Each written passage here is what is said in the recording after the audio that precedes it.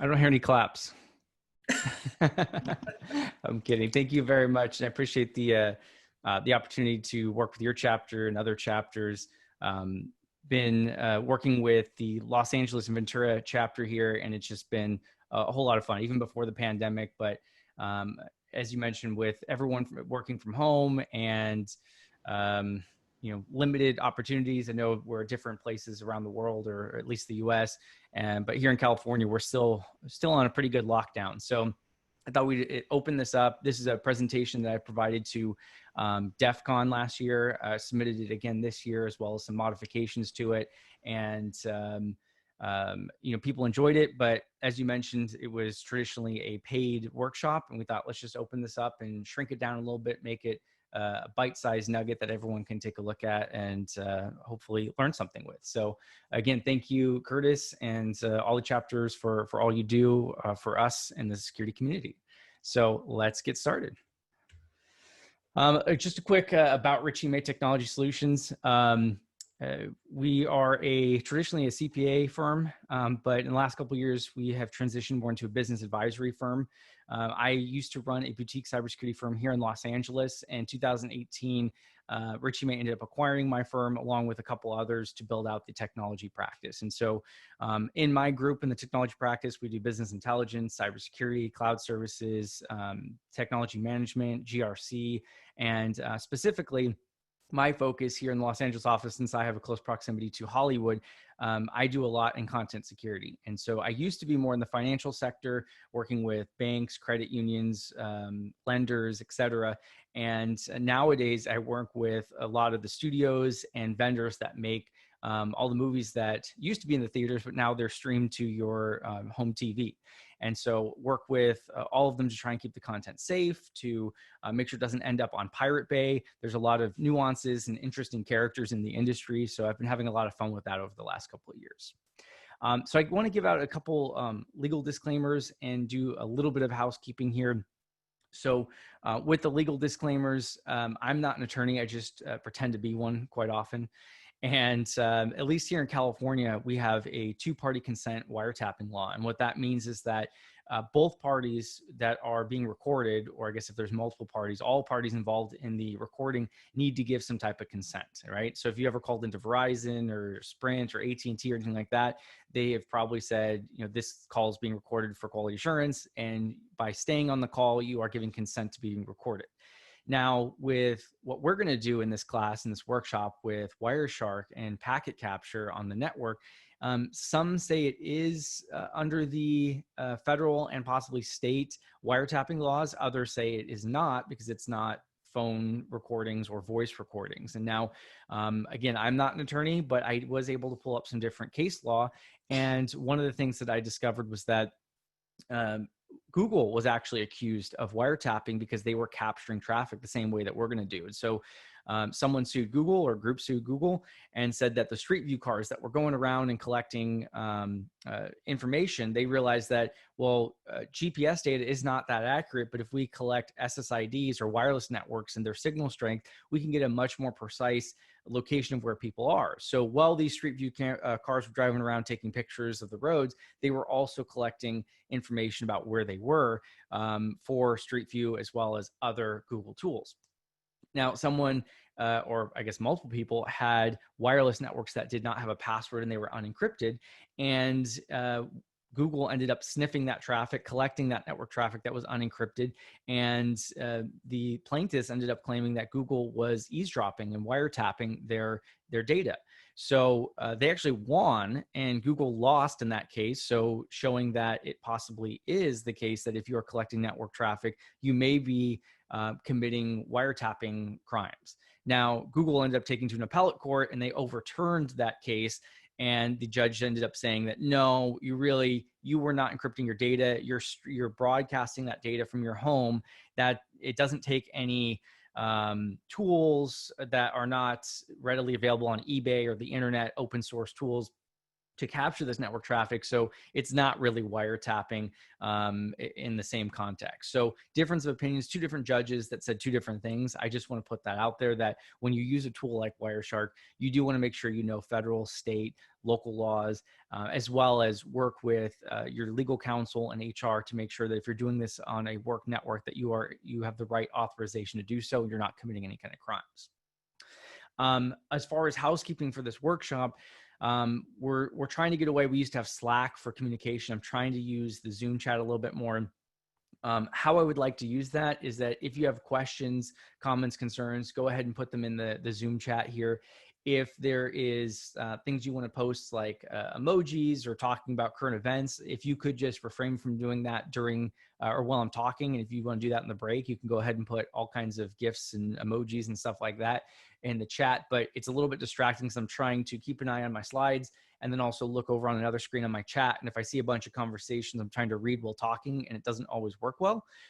So if you could just help me out, and if there's something that I missed, or you need me to stop, or a question that's relevant to what I'm working on in the slides on the screen, go ahead and post that in the chat.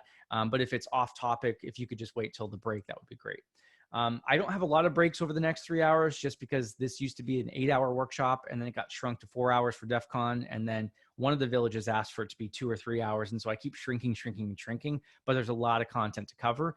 And the way I do my workshops is that I like to start at a foundational level and give you basic understanding of what we're talking about.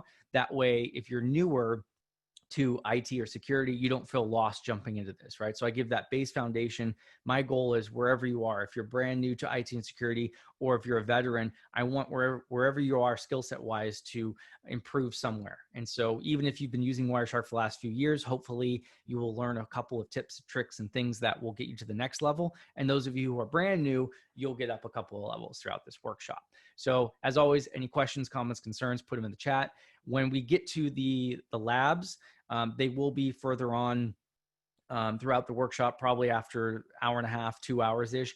Around that point, I will ask you if you're done or not. I'll give you a very short amount of time for the labs.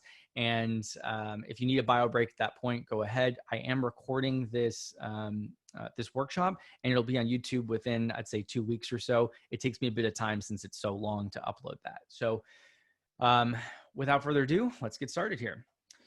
One other thing about Wireshark and the disclaimer is that it may be subject to export laws. Again, something to check with legal counsel on.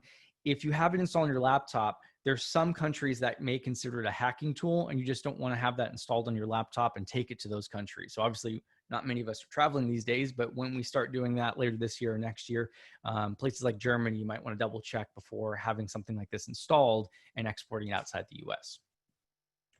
Oh, and then there are the PCAP files that I provide you. They're all staged. And so what happened is I have a lab environment. I do something evil on my network. I install ransomware. I will exfiltrate data. I will do all kinds of different activities that a malicious actor may do. And I record that using Wireshark, and I give those to you. And so I do want to emphasize that myself, Richie May Technology Solutions, ISSA, et cetera, we're not responsible for any misuse of this information or how you use these PCAP files and the knowledge that we provide. And so the PCAP files, the actual recordings of what happened over the network, that does contain some malware. And so by just having those PCAP files on your machine, antivirus may pick it up and say it's bad. It may not. But by just having those there, you're not going to infect yourself. If you take those files, and later on, I will show you how to then carve out other files within the PCAP. So essentially, these PCAP files are all network traffic. It's if you go to Google, if I was going and downloading malware, everything is in this PCAP file. And if you double click on it, it's just going to open Wireshark. It's not like you can double click on it and all of a sudden you have ransomware. Now, because it's recording the entire network traffic, everything that was going on during that capture, when you if you carve out pieces, you will be taking that malware, taking it out of this PCAP file where it's encapsulated and putting it on your laptop. And at that point, it can get a little risky. I will show you how that's done, and I'll have a red banner that says warning and remind you that this is the way that you can extract evil stuff out, which is why if you're uncomfortable with that, you can use the virtual machine that I provide. It's Kali Linux, and it already has the PCAP files, the Wireshark profiles, and the GeoIP information already there. So it's one-stop shop compared to those of us who don't have hard drive space. We may want to just install Wireshark and the PCAP files and work off of our laptop. Okay, so what is a protocol analyzer like Wireshark? Well, it could either be hardware and software. In the case of Wireshark, it's a software-based tool. It captures and analyzes all the data on a network. So when your computer's just sitting there and you're not touching it, it's doing updates in the background, it's communicating to Microsoft, it is syncing Dropbox, whatever your computer is doing, all that network traffic from your laptop or your machine that you're in front of right now going out to the internet, it's going to capture that. And so the way it does that is it puts your network card into promiscuous mode. And what that means is that I'll give the analogy of mail. If you move into a new apartment building and you're getting settled and the mailman comes or mailwoman comes and drops off some mail, there may be some mail that was to a prior tenant and it doesn't have your name on it. It's addressed to someone else. Now, what a normal network card does and what you should do as a good citizen is if you see that, you should cross out the name and put return to sender or throw it away, but you're not supposed to open mail that isn't addressed to you. Now, that's the way most network cards go. If it receives a packet or a frame on the network and it's not addressed to that network card, it doesn't match the MAC address of that network card, it's supposed to discard that. Now, that's the normal operation of a network card. But if you put your network card into promiscuous mode, what happens is that it will then open mail like a bad citizen. It'll see that mail that came to it, it's not addressed to it. It'll open it up and start looking at that packet. Some of the popular protocol analyzers that you may or may not have heard of are Wireshark, TCP dump, OptiView, T-Shark. There's tons of them out there. Okay, so some of the objectives for this course. I want you to learn how to collect network traffic, expand on your Wireshark knowledge, go to the next level, be able to configure custom Wireshark profiles for different use cases, add GeoIP information into Wireshark, quickly identify some indicators of compromises or IOCs from the PCAP files that I provide or in your own environment that you're working on, and then be able to start hunting for malicious network traffic. Now, with the length of the course only being 3 hours, we'll get into the first few labs and they progressively get harder and harder. However, I've provided you with the 8-hour workshop material and the slides so you can go on after this workshop where we definitely won't have time to finish all the labs, and you can go through and walk through these after the workshop. Okay, so some scenarios and use cases. I used to just jump in, and then I had a lot of people ask me, well, where did you get these PCAPs? How did you know to look at this point in time or these 10,000 packets and start looking for evil stuff? Well, there's many different ways that could happen. You may have an intrusion detection system or intrusion prevention system, such as Snort, that alerts you and says, hey, there's some malicious activity. And I think in the next slide, I have an example of that. You might have a network security monitoring tool. An open source one is Security Onion, or you might have Dark Trace, or there's plenty of others out there. You may be doing threat hunting. So after the pandemic and the work from home era, you now have people starting to come back into the office. Well, your endpoints spent the last 3 or 4 months in networks that didn't have good firewalls. They didn't have IDS or IPS. They didn't have all these tools that you spent all this time building up this fortified fort in your perimeter around your network. They've been gone for the last 3 or 4 months. We've had clients that I've worked incidents over the last couple of months where we realized, because we were doing logging, that their users took their computers, went home, and a couple of them didn't realize they didn't have routers. They were plugging directly into the modem and they were getting public IP addresses. And all of a sudden we started seeing tons of failed logins and lockout accounts for the administrator account, for admin, for all kinds of random things. We saw it was a brute force attack and we were trying to figure out what's going on. Well, that's because the user ended up disabling their firewall and of their laptop, or someone did, and they plugged it in directly into the internet. And people from Russia, China, et cetera, they were scanning the internet, saw remote desktop was open and started just trying to log in. So these things happen when you take these laptops outside of your layered security perimeters and you put them in home, hundreds, thousands of homes around the country. All your employees are working from home and stuff happens. And so threat hunting, maybe you can use some of these skills to go, once everyone's back in the office, and start doing some indicator of compromise threat hunting and start identifying if there's malicious activity on your network, assuming some of your endpoints might have been compromised while they were out of the office. You may use other tools like Bro or Zeek, and those alert you to incidents, or you've got it running in real time, or you take a time capture of your network traffic, run it against Bro or Zeek and see what happens. And all of a sudden it identifies there's some weird activity. So then you start manually looking in Wireshark and going a little deeper. Maybe you've got a SIM or SOFELK, or you've got endpoint detection and response and you get an alert. Maybe you're using Red Canary and it says there's some malicious traffic or some malicious endpoint activity. Well, Red Canary is the telemetry on the endpoint, but what about the network traffic? Did it Did it go to other systems? Did it come from an IoT device that's not protected by Red Canary? Maybe there's firewall logs. There's many different areas that are different tools that might essentially alert you that there's something weird going on in your network, anomalous activity, and then you dive into the network traffic. So a lot of these tools like Bro, Zeek, or a SIM or EDR, they will provide some type of indication that something is not right, right? So it might say that there is an unusual IP address, or there's a lot of traffic going to this IP address, or there's an IP address someone's visiting rather than a domain name. Whatever the case is, it is alert type data. So it's telling you something funky is going on, but it doesn't tell you the whole picture. It doesn't say, okay, well, here's all network traffic for that time. And that's where something like Wireshark and looking at network full packet capture will come in handy. So here's an example. If we had Snort and IDS on our network, we run, in this case, I just used the free emerging threats rule set, and I ran one of these PCAP files against it. And it told me that there was a generic info, and it says there's a suspicious post. So data was sent to a web server with a .quad fake browser. So it's a fake browser, and they weren't sending data to Facebook.com or Google.com or Instagram.com. They were sending things to 175.92.43.5. Right? No one types out HTTP:// an IP address and then some other part of the URL, and maybe us in IT we do, or security, to get to a device internally. But out on the internet, we're not going to be typing out IP addresses. That's what domain names are for. So Snort has identified here that there was some malicious activity around that IP address, data sent to it with a fake browser. Now, this doesn't tell me any other information. It doesn't tell me what data was sent. It doesn't tell me how much data was sent, what the fake browser is. It's very limited information here. This is alert data. Now, if I want to find out a full picture of what happened, I need to go back to the PCAPs, the full network traffic, and analyze that.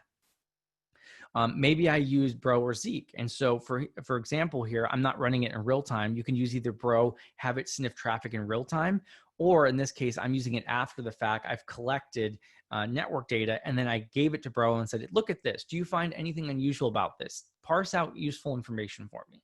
And so what happens if you run this against the tool like Bro or Zeek, it's going to take that PCAP file. It's going to generate logs. It's parsing it for you. It's doing the manual hard work for you. It parses out different log files. And based off of the data it sees in the PCAPs, it's going to give you different logs like con log, DHCP log, DNS log, files log, etc.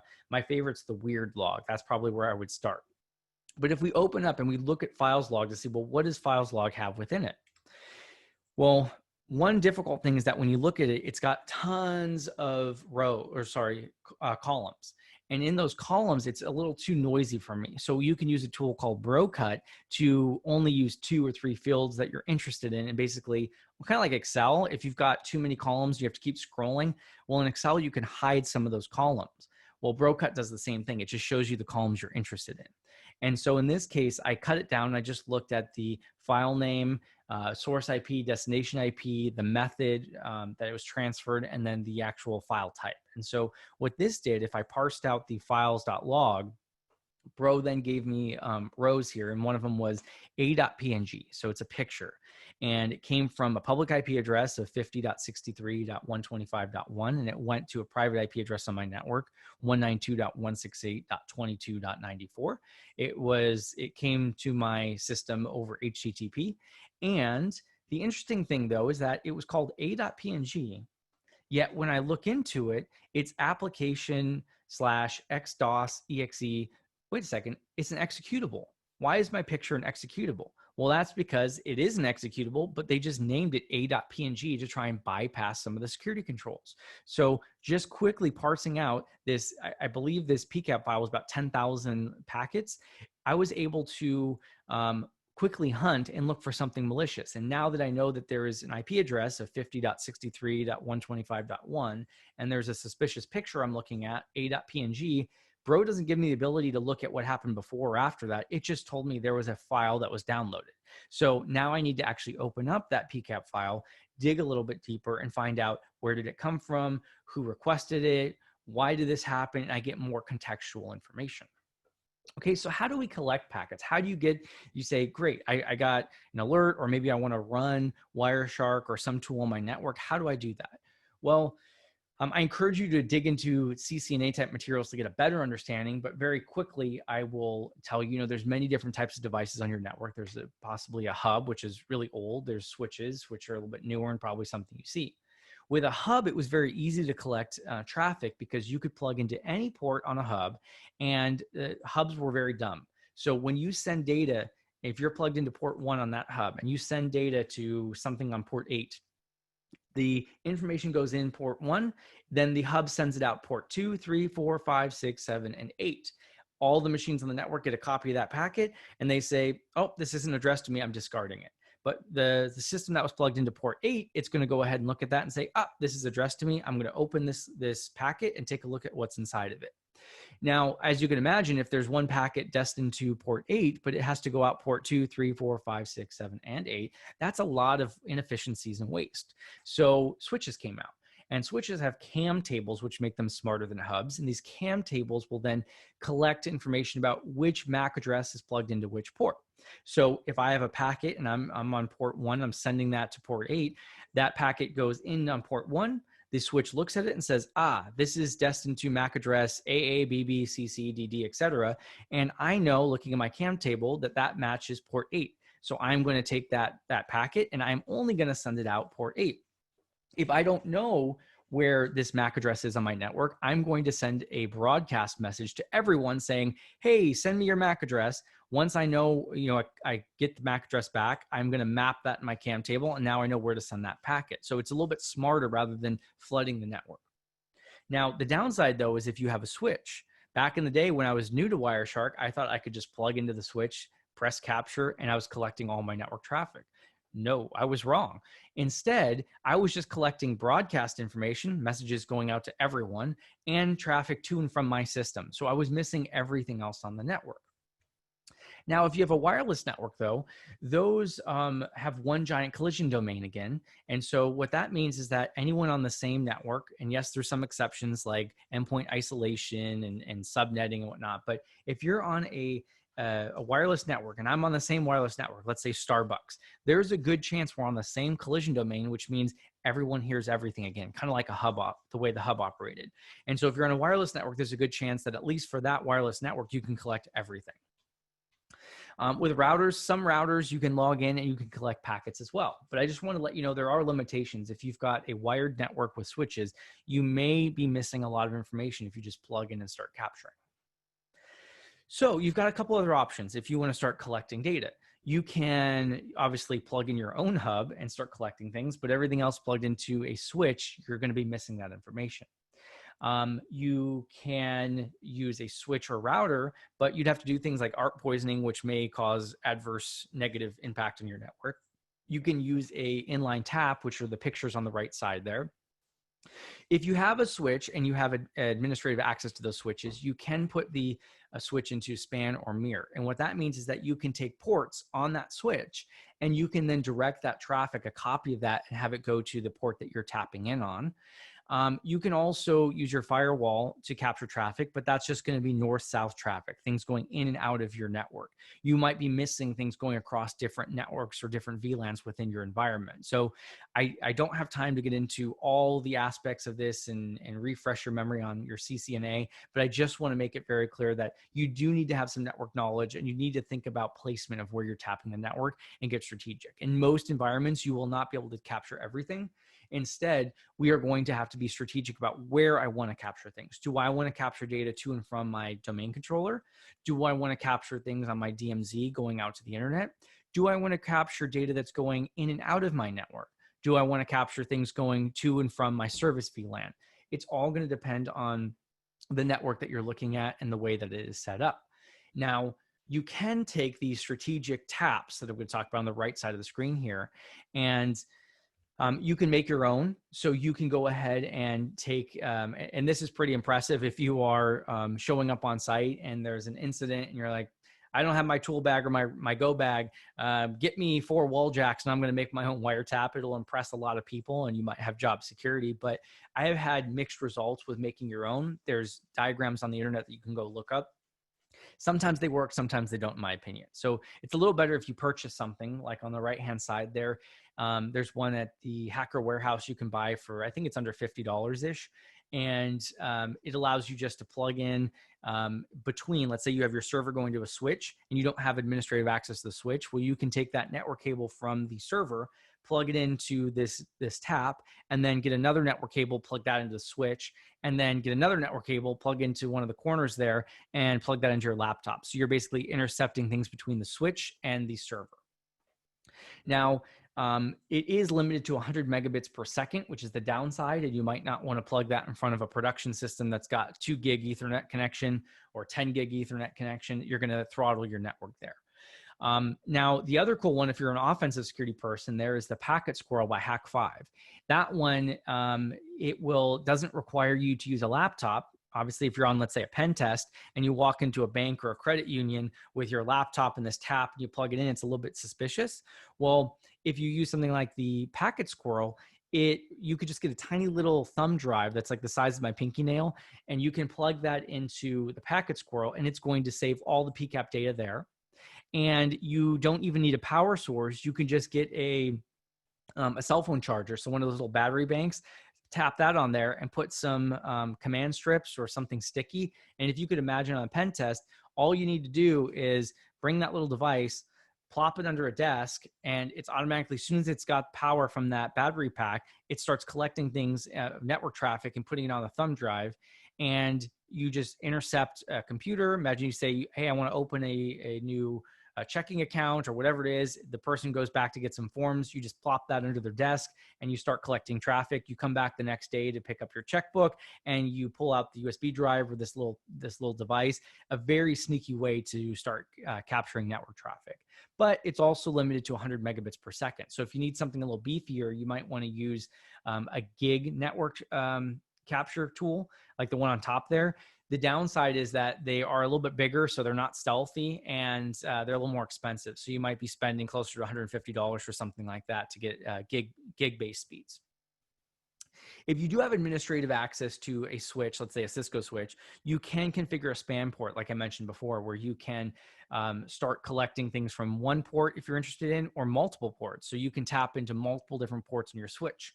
A word of caution from someone who has experienced this: if you collect too much, so let's say you've got 100 switch ports and you say, send all those 100 switch ports to my one switch port that I'm collecting on, you may overload that switch. I have crashed a network doing that. So experiment with this, do it maybe offline, not production system, or limit the amount of data you're collecting from different ports or VLANs rather than collecting everything and sending it all to one switch port. It may overload that. Okay, here's just an example of Security Onion. If you're not familiar with Security Onion, it's kind of like Kali Linux. Kali Linux is a Linux distribution for pen testers. Well, Security Onion I think of as the Kali Linux for blue teamers. It's basically our distribution for network security monitoring. And it's got all kinds of things built in: Snort, Bro. It's got Kibana, Squeal, Squirt. I mean, everything you could ever want in a security tool for monitoring your network all in one. Doug Berg maintains that. It's a great tool for starting to get started with some of this stuff. Okay, and so this is Kibana based off of Security Onion. It's just I don't want to call it a SIM, but log management dashboard. And some of the stuff you can look at, another example of how you might get alerted is if we can, and I'd love some feedback here in the chat. What's in red here? So I've got the connections, the top 10 total bytes by destination port. And so if you can see that small number there, what is, for those of you who are a little more experienced, what is port 4444? So this graph is telling us that the number one destination port, even over HTTPS traffic, so web browser traffic, port 4444 is the number one. The most bytes are sent to that destination port. Anyone in the chat, go ahead and put what is port 4444 generally associated with. And while you do that, I want to show just, this is another example of how you might identify something that's abnormal in your environment. So I don't see any feedback. Hopefully people are awake, getting their coffee. I'd love to have a little more back and forth. That way I make sure people are still there. I'm not losing anyone. Well, port 4444 is most often associated with Metasploit. you're not familiar with Metasploit or Interpreter, it is a framework for penetration testers. And if you're using it's a remote access Trojan, is what's happening here. Someone built a remote access Trojan with Metasploit or Interpreter, and they have someone clicked on that within our environment, and it's then having a reverse shell, a remote access Trojan, back to the attacker. So this tells me here that someone has clicked on some piece of malware or rat, and that there's data now going back, exfiltrating possibly, or a lot of communication, phoning home to the attacker. Now, they can change that port and they can make it whatever they want. They can make it 443, 80, 23, whatever, but 4444 is the default if you don't make that change. So this tells me that someone forgot to make the change, someone's new, or maybe it's a script kiddie on my network, something's happening there. This doesn't necessarily tell me exactly what happened. Was that just command and control? Was that data exfiltration? If it was data exfiltration, what files or what have I lost on my network? It does not tell me that. So I need to switch over to full traffic analysis. Okay. And so where we put our network taps, it's going to depend on use case. And I cannot answer this for you. You're going to have to think strategically about your own network. I may want to put this on the egress and ingress of my network. So I see all data coming in and out of my network. And the reason I want to do that, back to this slide here, if an attacker installs a remote access Trojan, if they install ransomware, if they are exfiltrating data over DNS, whatever they are doing, unless it is a USB device they plugged into a machine and took that, I'm not going to see the network traffic. But 99% of attacks, they have to go in and out of my network. And that's why I want to intercept traffic and collect it here at the ingress and egress point. I want to see that command and control. I want to see the heartbeats going back to a command and control server. I want to see the initial download of the malware and then the encryption keys that are leaving the network. I want to see whatever's going on. I want to see that in and out of my network. Sure, there's plenty of times that I want to see things within my network and see lateral movement. And if I just plug a tap in on the ingress and egress, I'm not going to see lateral movement. So if someone on my network installs WannaCry, I will see that initial infection. I will see the communication going back out to command and control servers. However, I will not see the SMB lateral movement. So I won't see computer 1 infecting computer 2, computer 2 infecting computer 3. I will miss some of that. But if I only have one place to tap into the network, I'm okay with that, and I'm just going to use it there. But there may be cases where I want to collect things going to a file server or a crown jewel server or whatever that is. There is a question here in chat. There's a question in the chat. Yep. Do you want to wait till the end? There's a question in the chat for you. That's fine. I'll look at that now. So the question is Michael, for port replication, what's the method for finding devices on the network? Is it totally sideband like timing, since there would be no packets leaving the network? I don't fully understand that question. Kevin, if you've got a mic, if you want to come on and ask that question, I'm happy to take a look at that. I'm trying to see what the context is here. Yeah, hey, Mike. Yep. I'm wondering if somebody dropped a couple of these devices on the network, how am I going to know it? Because they're not actually putting, bits out over the network. Yeah. Okay. Great question. So if you're looking from the other perspective, if you did not deploy one of these tools, then how would you identify someone else did? Like the example I gave, if you're a bank or credit union and someone sticks the packet squirrel under your desk. Yeah, that's it. Yeah. Okay, perfect. So I don't think there is going to be a great way for the ones like I've got on the screen there, where it's doesn't need power and it's not promiscuous mode. You would be able to identify, though, if the moment someone starts capturing. So the device itself, dropping it in, this one you would not be able to detect that I'm aware of. However, the moment I plug in my laptop to this wiretap and I start putting my computer in promiscuous mode, I may be able to detect that. It is a difficult thing to do. However, there are tools, even within, I think Nmap has a script there that can scan your network and detect for devices that are in promiscuous mode.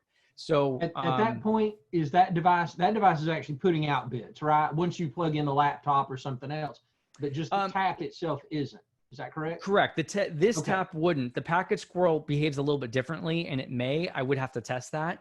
But the tap itself, an inline tap like this, it would not put out any bits. You would not see that at all. It would be the computer plugged into that and Wireshark turned on, that's when you could start detecting that. Because there's a couple of ways when it's in promiscuous mode. Well, let me step back. With Wireshark, depending on the settings you provide it, in some cases, I think the default setting, it will resolve both layer 2 and layer 3 addresses. And by doing so, it's going to then send out a bunch of DNS and layer 2 queries. So you're going to see an abnormal number of queries coming from a single IP address. That will give you, it'll look almost like a DNS server. That's one instance, but you're going to have some type of threshold or standard deviations looking for outliers. The second piece is going to be, there are scanners. I'm not aware of one off the top of my head that does it in real time, or just constantly looks for this, but Nmap is one example. You can run Nmap across your entire network and use the script that detects for promiscuous mode. And so the way that the network card handles the packets, it's different than a normal network card that's going to discard the packet. And I can't remember exactly how that works, but if it's in promiscuous mode, it might have some type of response that a normal discard would not have, or a reset you might expect back. And so the exact details, I just can't remember off the top of my head, but it does behave differently when a packet's sent to it in promiscuous mode versus non-promiscuous mode. And so a scanner like Nmap will be able to detect that. And so another question, are these instances when a tap would be placed before and after switch, pros and cons? Someone else said, would knock or knack not get this? I'm not sure what that part is from Jonathan, but with Gary, are there instances when the tap will be placed before or after the switch? So really, like in this case, if there is it's kind of a weird diagram, but let's pretend this is in front of a printer. I might want to monitor what's happening with a printer. So I'm going to put that a little bit lower down by the printer. And I don't want to see everything else in the network. I just want to see what's going to and from the printer. And it might be infected, or maybe it's an Apple TV that's possibly infected, whatever it is, I might put it there. So there's definitely different use cases for both troubleshooting, as well as if you suspect something is a little bit funky with one of your devices, you might put it there. It really depends on the use case. If you're threat hunting, if you have some other alerts where you're suspicious, like let's say that PDA there, I know that doesn't make sense because it probably doesn't have a wired connection, but there might be an instance where you say like, there's some funky DNS traffic coming from that device, or I'm seeing that device do a lot of DNS queries that are what look like randomly generated domain names. Well, then you might plug it in there rather than fully on the ingress and egress location. So it really just, it does depend a lot on what you're working on. And then Jonathan clarified network access controlled. Would network access controlled not get this? It really depends on what you're doing. If it's strategic, or if it's specifically just network access control like ACLs, no. If you're talking about network access control like MAC filtering, possibly. If you've got the threshold, let's say to just know one MAC address, that might be the case. It might shut down the port when it sees that. I have not actually tested that with MAC filtering to see if that's the case or not. And then, got it. Thanks, Curtis. All right, so then I'm going to keep going, and then we can come back to some questions here if anyone else has any more there. I did want to also put in some considerations here for the amount of traffic that you might be collecting, right? Because I get a lot of people that give me feedback of, well, this is great, but I can't just sit there and collect a year's worth of retention of full traffic. And I fully get that. And I did want to give some examples of what you might be looking at. So I took a 1 week period of a medical office. It was a plastic surgery company or plastic surgery office here in Los Angeles area. And they had 4 employees. So it's a doctor, 2 nurses, and an admin. And so the doctors and nurses mostly aren't at their computers. And we can see that just a 1 week period, if you were capturing everything in that office, you would need at least 50 gigs of storage just for that 1 week period. Now, if you are capturing you need a year's of retention for compliance, well, you've got to multiply 50 gigs times 52 weeks, and that's the amount of storage you might need there. Here's another example of a real estate office here in Los Angeles with 7 employees, where a lot of times they're out in the field doing construction or showing houses or whatever the activity they're doing. And they required about 70 gigs per week. So It depends on the traffic you're doing, the type of stuff. I could imagine the media entertainment industry where they need, for a 150 employee office, they need a 10 gig circuit. That's a lot more traffic. So yes, it does take a lot of storage to capture this, but in many scenarios, you can buy the storage. It's cheap. You know, for the medical office, that might be a use case. They might be able to keep that for a year, whereas other places might say, no, we can't have terabytes and terabytes worth of storage. I get that, but can you at least have a week? Can you at least have a day and have other detection tools in place that are going to, start detecting things? And then you can at least quickly look at that 1 week period and carve out the information you're interested in. So let's talk a little bit about capture filters. We're not going to be capturing data here. I tried to give you some analogies of placement and whatnot and how to capture it, but I don't know where you're at, right? There's about 50 people here, and I don't want to have you start capturing things on your work network or over VPN and cause some problems. So here's just how to capture it, but we're going to use staged pre-canned PCAP files. So in Wireshark, you can, in the home screen, you'll have the ability to capture, but you can also go to the capture option at the very top and click options. When you do that, you'll get a dialog box that pops up and you'll see all the network cards. And what's really helpful is that it shows traffic. So in the traffic column, used to not be there, but nowadays you will see that, and it kind of has a little graph of the traffic on that network card. Super helpful, because in my case, where I have a bunch of virtual network cards for VMware and VirtualBox, I can never remember which network card goes to what VM. And this helps me identify which one's using a lot of traffic. So in this case, I can see that my Wi-Fi network card has the most traffic. I can start capturing there. I can also hold the shift key down on my keyboard and then click on another network card, and I can capture from multiple network cards.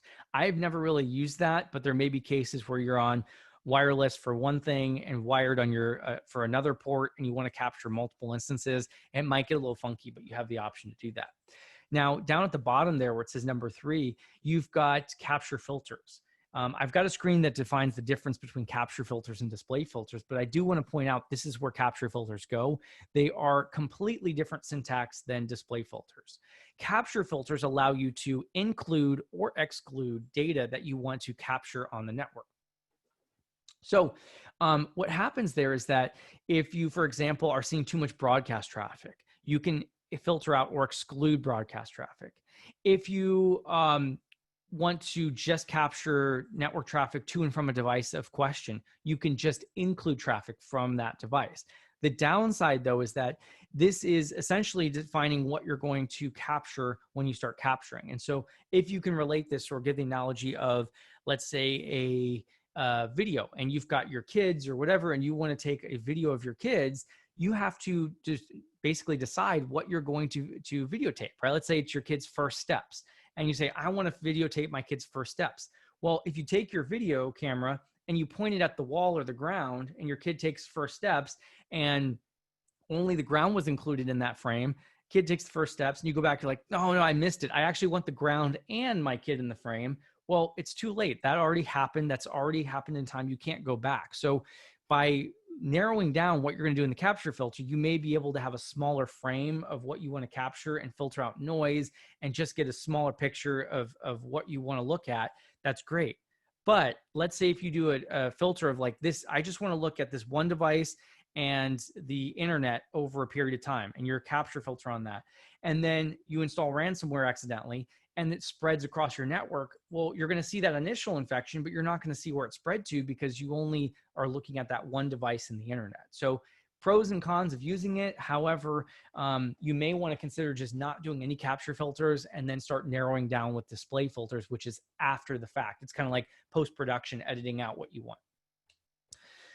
Okay, and then within that capture interface, the other thing we have there is that you can name the file. You can basically create new files after a period of time. Any of you have used Wireshark, if you continue to run Wireshark over a long period of time, it's a GUI application. It is running in memory. It will crash, I guarantee it. So if you just start Wireshark, let it run overnight, you come back in the morning, 99.99% chance that you are going to have a problem. It's going to be crashed and you're going to miss out on stuff. So you may want to use this output tab and define how often it's going to create a new file and whether it's file size or number of seconds. One question I see here in the chat is that with VirtualBox, they're getting some errors. I with VirtualBox, some people get it to work, some don't. The tips, I don't have step-by-step instructions, but with installing the VM in VirtualBox, from what I have heard is that you just use the virtual disk and you have to create a new shell for it, or create a new VM and then attach the virtual disk.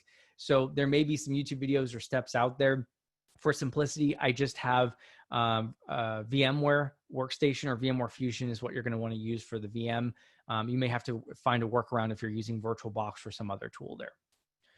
And then the other thing we have here is if you go into options, this is what I was mentioning when Kevin came on off of mute and was talking about, well, how can you detect this? Well, I think by default, Wireshark will have here resolve MAC address, network name, and resolve transport names, or at least a couple of those are enabled. And what's going to happen, it's very noisy, and I recommend you uncheck it unless you absolutely need it, is that it's going to get a packet. It's going to say, okay, I've got this IP address. Now I need to go do a reverse DNS lookup and figure out what the computer name or the host name is for this. Well, that's going to cause a lot of noise on the network. So I recommend you unchecking those boxes. And later on, you can always do your intel and figure out what IP address goes to what host name, but don't make more traffic than necessary.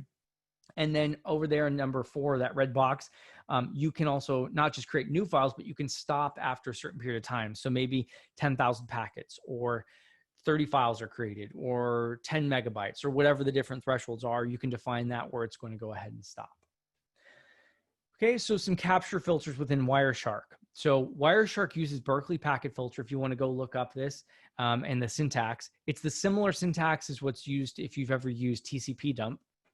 Display filters are using logic syntax, which is completely different. And still to this day, it drives me crazy when I try and go back and I use one syntax in, let's say, capture filter and the display filter, and it doesn't work. And I say, I know this is the right syntax. And then I remember, oh yeah, I'm doing a capture filter syntax in the display filter box. It doesn't work that way. They're two different things. It's a little annoying, but you'll get used to it, kind of. And then here's some examples. So at the bottom, you've got host. If you want to look for a specific IP address, any data sent to and from a IP address, you could use host and then give it the IP address. You can do a capture filter on the whole network. You can look for a specific port or just a TCP port. You can exclude stuff if there's too much ARP, or you say, oh, I'm threat hunting and I know there's not malicious stuff in ARP or DNS. I'm really just focused on other stuff. You can exclude out some broadcast traffic. You can use a destination host instead of traffic to and from, just traffic going to a host. You could say all IPv4, IPv6 traffic. You can get very specific on what you want or don't want. So this screen, by no means do you have to know all of this. But I do want to let you know that there are very interesting use cases that people have had where they have gotten capture filters just to look for specific things like worms or command and control or heartbleed. So you can have very simple capture filters, or you can run Wireshark 24/7 and you're only going to start capturing things when heartbleed happens or the heartbleed exploit is attempted on your network. Okay, and so now some of the basics within Wireshark.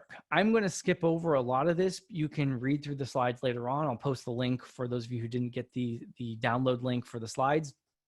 But here's some basic background. I do want to pause here on the protocol dissectors and explain what this is. So Wireshark is great. It's a graphical interface. It's open source. It's got a lot of usability. One pro and con is that you've got protocol dissectors within Wireshark. So if you use a tool like TCP dump, it's just collecting the raw hex or ASCII of a packet. So you're just going to see it looks like the matrix on your screen. If you use TCP dump, I recommend you've got the matrix colors just so you can have some fun with it. But for those of us who don't like just seeing raw text on our screen, Wireshark takes the hexadecimal, the ones and the zeros on our network. It takes that raw data, it pushes it into a protocol dissector. So it's going to look at that and say, well, this looks like HTTP traffic. So I am going to give you data that's relevant to that. So I'm going to show you rows and columns within Wireshark around the HTTP header. And it's great because then, as you can see in the bottom there, like I've got an example of Zigbee.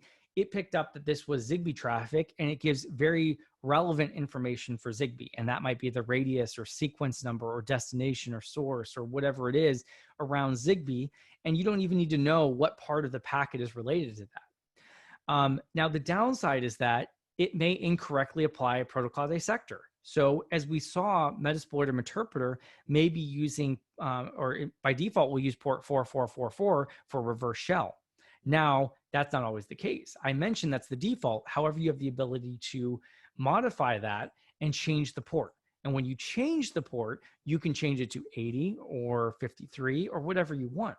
And Wireshark may look at that and say, okay, port 80, it's HTTP traffic, when that is absolutely incorrect. So the dissector may incorrectly dissect your packet. I just want to give you that disclaimer.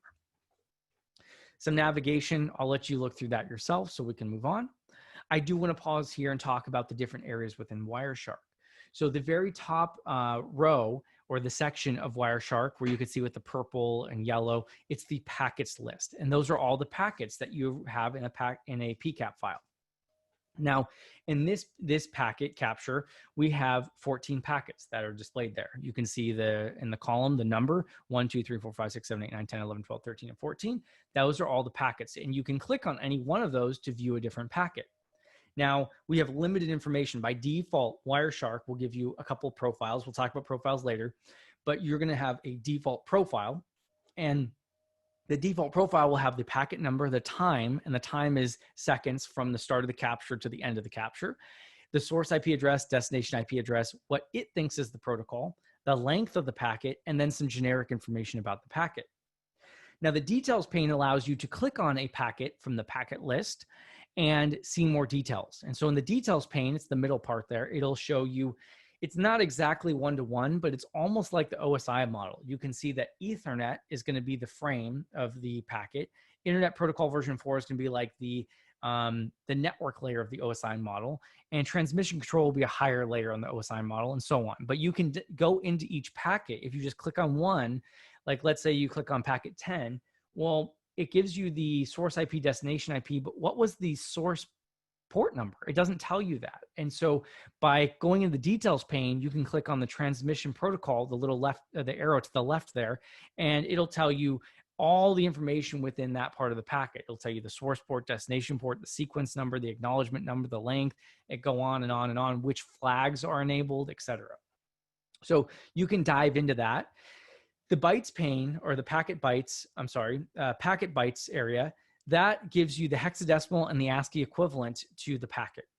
Very rare do I go in there. I'll show you an example when we get to the labs of why I would go in there, but for the most part, I minimize that section of my screen. I prefer just to look at the packet list and the details pane. So I keep calling it PCAP files. Well, what does that actually mean? Well, back in the day, you used to save the network capture as a PCAP file. Nowadays, the default is PCAP-NG for PCAP Next Generation. However, you'll continually hear me call it PCAP instead of PCAP-NG. So just like you would save a Word doc as, or a Microsoft document as doc or docx, and Excel as XLS or XLSX, etc., PCAPs are the format that Wireshark accepts, or PCAP-NG. So you can go to File, Save As. If you don't do that, if you just run Wireshark and stop it, it's saved in memory. So if you want to actually save that to your hard drive and not lose that information, you go to File, Save As, and then you'd be able to define the file name and the actual type. Okay, we also have the ability to export. So let's say you run Wireshark and you have 10,000 packets. Well, you may want to filter out some of the noise or only share some information. Maybe you ran it in a home lab and you want to share something with me after the class. You want to connect on LinkedIn or Twitter and you say, look, I found out that my solar panel system is phoning home to China, and it's doing a port scan on my own network and all this crazy stuff. Take a look at this. But you also see that your someone who lives with you, husband, wife, child, they're using something and it wasn't using an encrypted channel and there's a password there and you don't want to share that with me. Or maybe you're at work and you have 10,000 packets and you want to just share a small piece with an analyst or your boss instead of the whole thing. Well, export comes in handy. It allows you to apply filters, like display filters, and then only share certain information. So you could share 1 packet or 10 packets or 500 packets or whatever you're interested in. So if you apply there, up in the top left corner, we can see in green that I did a display filter, tcp.port = 80. And what that does is that is basically looking for any TCP ports on port 80. So I'm looking for HTTP traffic. Once I do that, it's then taking the 10,000 packets in my PCAP file and only showing me, let's say, 37 packets that match that criteria. Once I do that, I can go to File, Export Specified Packets, and then I get a little bit of a grid kind of in the center of my screen there. And so in the packet range, I could either capture or I could export all 4,092 packets there, or I could just do the displayed packets, which happens to be 37 packets. Or if I click on packets in the packet list and then press shift and click a couple other packets, let's say I highlight 3 packets, I could just do the selected packets. Or I might say there's a range from packet 1 to 130, and I could specify that range, just like in Word where you can print a certain number of packets. I may also want to print, and you'd say, why in the world would I want to print out packets? Well, you may have a deposition or a court case, or you might need to print it out for incident response reasons or whatever that is. You have the ability to print out your evidence on paper. I advise you not to do this for every case, because printing out a packet may take up multiple pages of paper and you may kill a lot of trees. So be careful with what you're actually printing out. And just like the export, we have the ability to specify a range or just selected packets and get a little bit more specific on what we're going to export. Now, this is the part I want to warn everyone again that to pay attention, close your Slack or Teams and watch out for this, because if you don't pay attention to this part, this is where the risk comes in. So we can also export objects. So we have 10,000 packets. It's broadcast, it's ARP, it's DNS, it's all kinds of stuff. And it happens to be one of our users that downloaded ransomware. Well, we have the ability to extract that object out because the network traffic shows us a.png was downloaded from this malicious website. But what is that? Is it really malware? Is it something else? We have no idea. We just see that it is a.png and it's really an executable. Well, you may want to run malware analysis or put it in a sandbox or extract it out and see what did this file do? How did it interact with our systems? We've got the network traffic, but I want to see now on the endpoint what that would have done. So I can pull that out and then I can actually have the raw binary, the executable that might have been run on that system. So we can extract these objects out, not just executables, but JavaScript files, HTTP pages, SMB files. We have a lot of capability here. Even if you don't extract it out, you have the ability just to get a list of all files sent and received on your network during this traffic capture.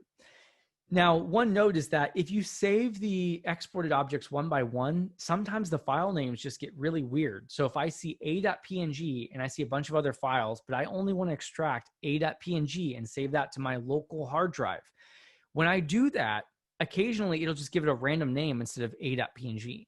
What I've noticed, and I don't know why, and this might just be an older version of Wireshark, when you save all objects from the PCAP file, they tend to be named correctly. And I don't know why. So what we can do is we can go to the File menu, Export Objects, and we have the option to export objects based off of a couple different protocols. HTTP, SMB are probably the ones you're going to use most often. Now, when I do that, we can see that when I click Export Objects and then let's say HTTP, I have the ability to now start saving those objects out of the PCAP. So it's no longer hexadecimal within the PCAP, but I can actually extract that object out, that file, and put it in my downloads folder, my desktop, wherever I want. So be in mind, if it's ransomware, if it's a malicious file that you're extracting out, that can be a little bit risky. So in this case, what I did just for illustration is that I went back in the day to my local ISSA chapter, the Ventura County chapter, and I found out that they were not using an SSL or TLS certificate. This has obviously changed since then. So what I did is I just browsed to it with my computer, and then I captured the traffic in Wireshark, exported the object, HTTP, and I was able to recreate that web page. Now, it didn't look this bad. I'm missing some of the styling and other things, but what I was able to do, you can see there up at the top, object.html, it extracted that out, and I now have the actual page. And yes, it's missing colors and some images, but I can actually recreate what that user went to and what that looked like. So there's a question, does anyone have username and password for the VMs? Thank you for posting that, root and Tor. Okay, and so then Wireshark profiles. So this part I'm going to explain it, give you a quick demo, and we have our first lab. So Wireshark profiles. Once I realized the power of Wireshark profiles, it opened up a whole new world for me. Profiles allow you to have customization within Wireshark. and have different customization for different types of traffic. So you could have coloring rules, columns, unique fields of interest. For example, if you think about looking at HTTP traffic, those of you who examined HTTP traffic, you know that there's files that might be requested. It may be a post, so data sent to a web server. It may be data received to get. It may be in those requests, you have user agent strings, and those user agent strings are your browser or your system telling the web server what browser, how you're viewing that website, and that way it can provide the website to you based off of the optimization of that browser. So that's why if I look at a website with my phone versus on my computer, it looks different. The user agent string tells the browser what you're looking at or what device you're looking at the website on. So there's a lot of interesting things there, but user agent strings are specific to HTTP traffic and have nothing to do with SMB. SMB, I've got file names that are going to and from. I've got stream numbers. So there's unique things to different types of traffic. And I might want to have different profiles for different traffic. I've got generally things for HTTP, HTTPS, SMB, malware analysis, tons of different things. So how do we do this? So I'll give you a little walkthrough here, and then I'll actually on the slides, and then I'll do an actual demonstration on my VM.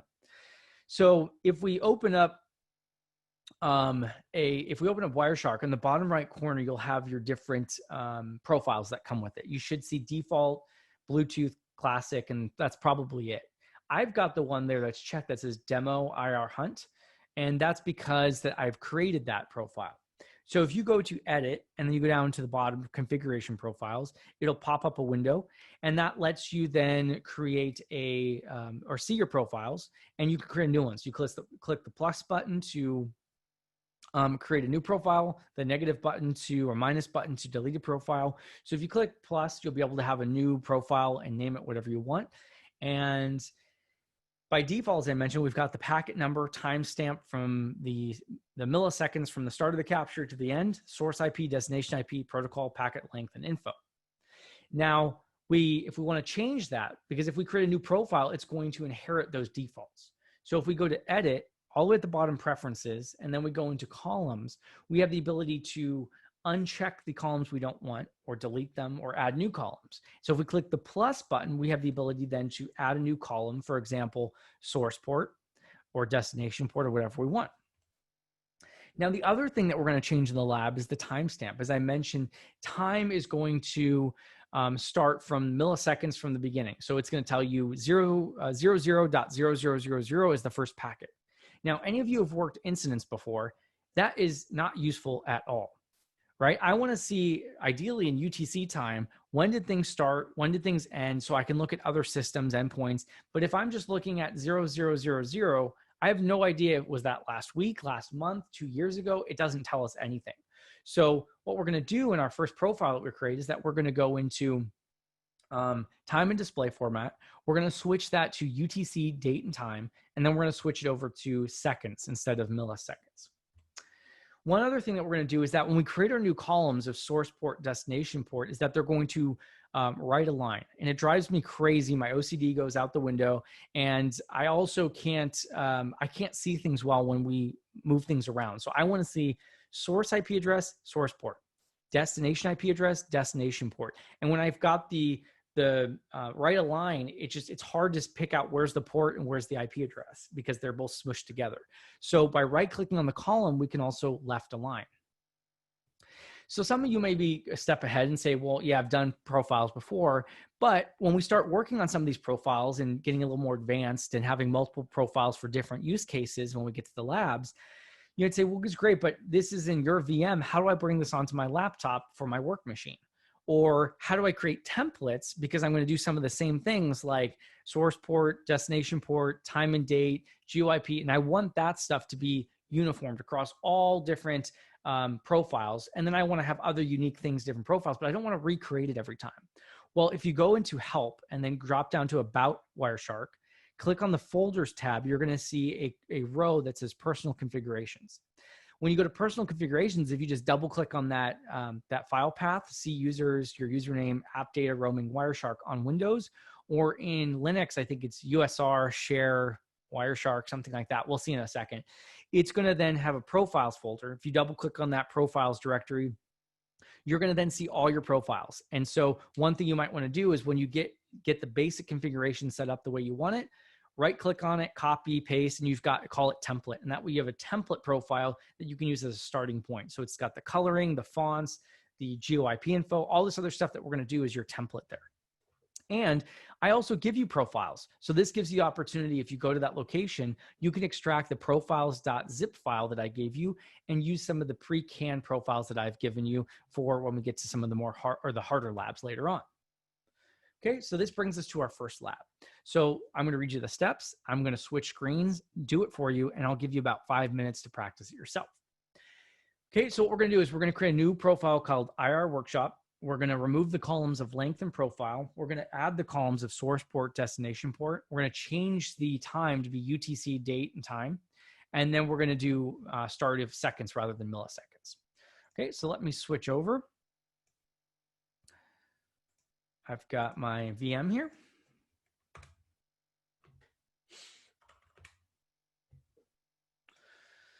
Okay, and so I might have to do a little bit of cleanup here, but you should on the VM, you should have workshop directory on your desktop.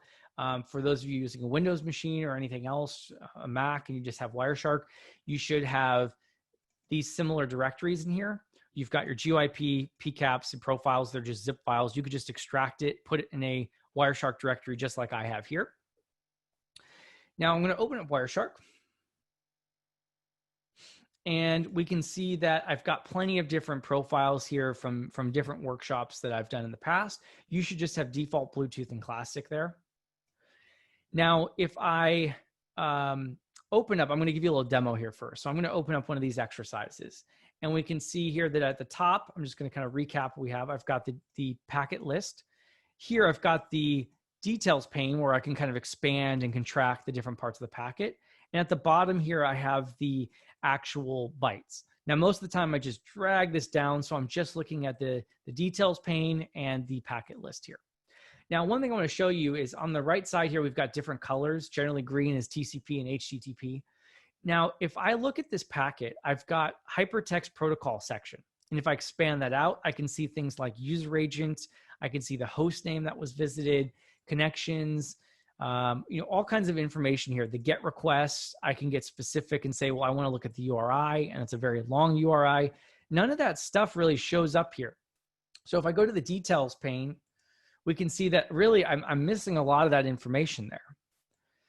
Now, if I want to get specific on this and have a user agent string, this is where I might want to have an HTTP profile. And if I go back to a prior workshop where I've already created what we're going to do, I can see that I can have the host, and I can now filter by the host, and I can see, wait a second, this is just very quickly, I can identify possibly abnormal traffic. I can see that the host, someone went HTTP, right? So they went to their browser, most likely, http://77.22 or 225.141.195/ let's look at the URI.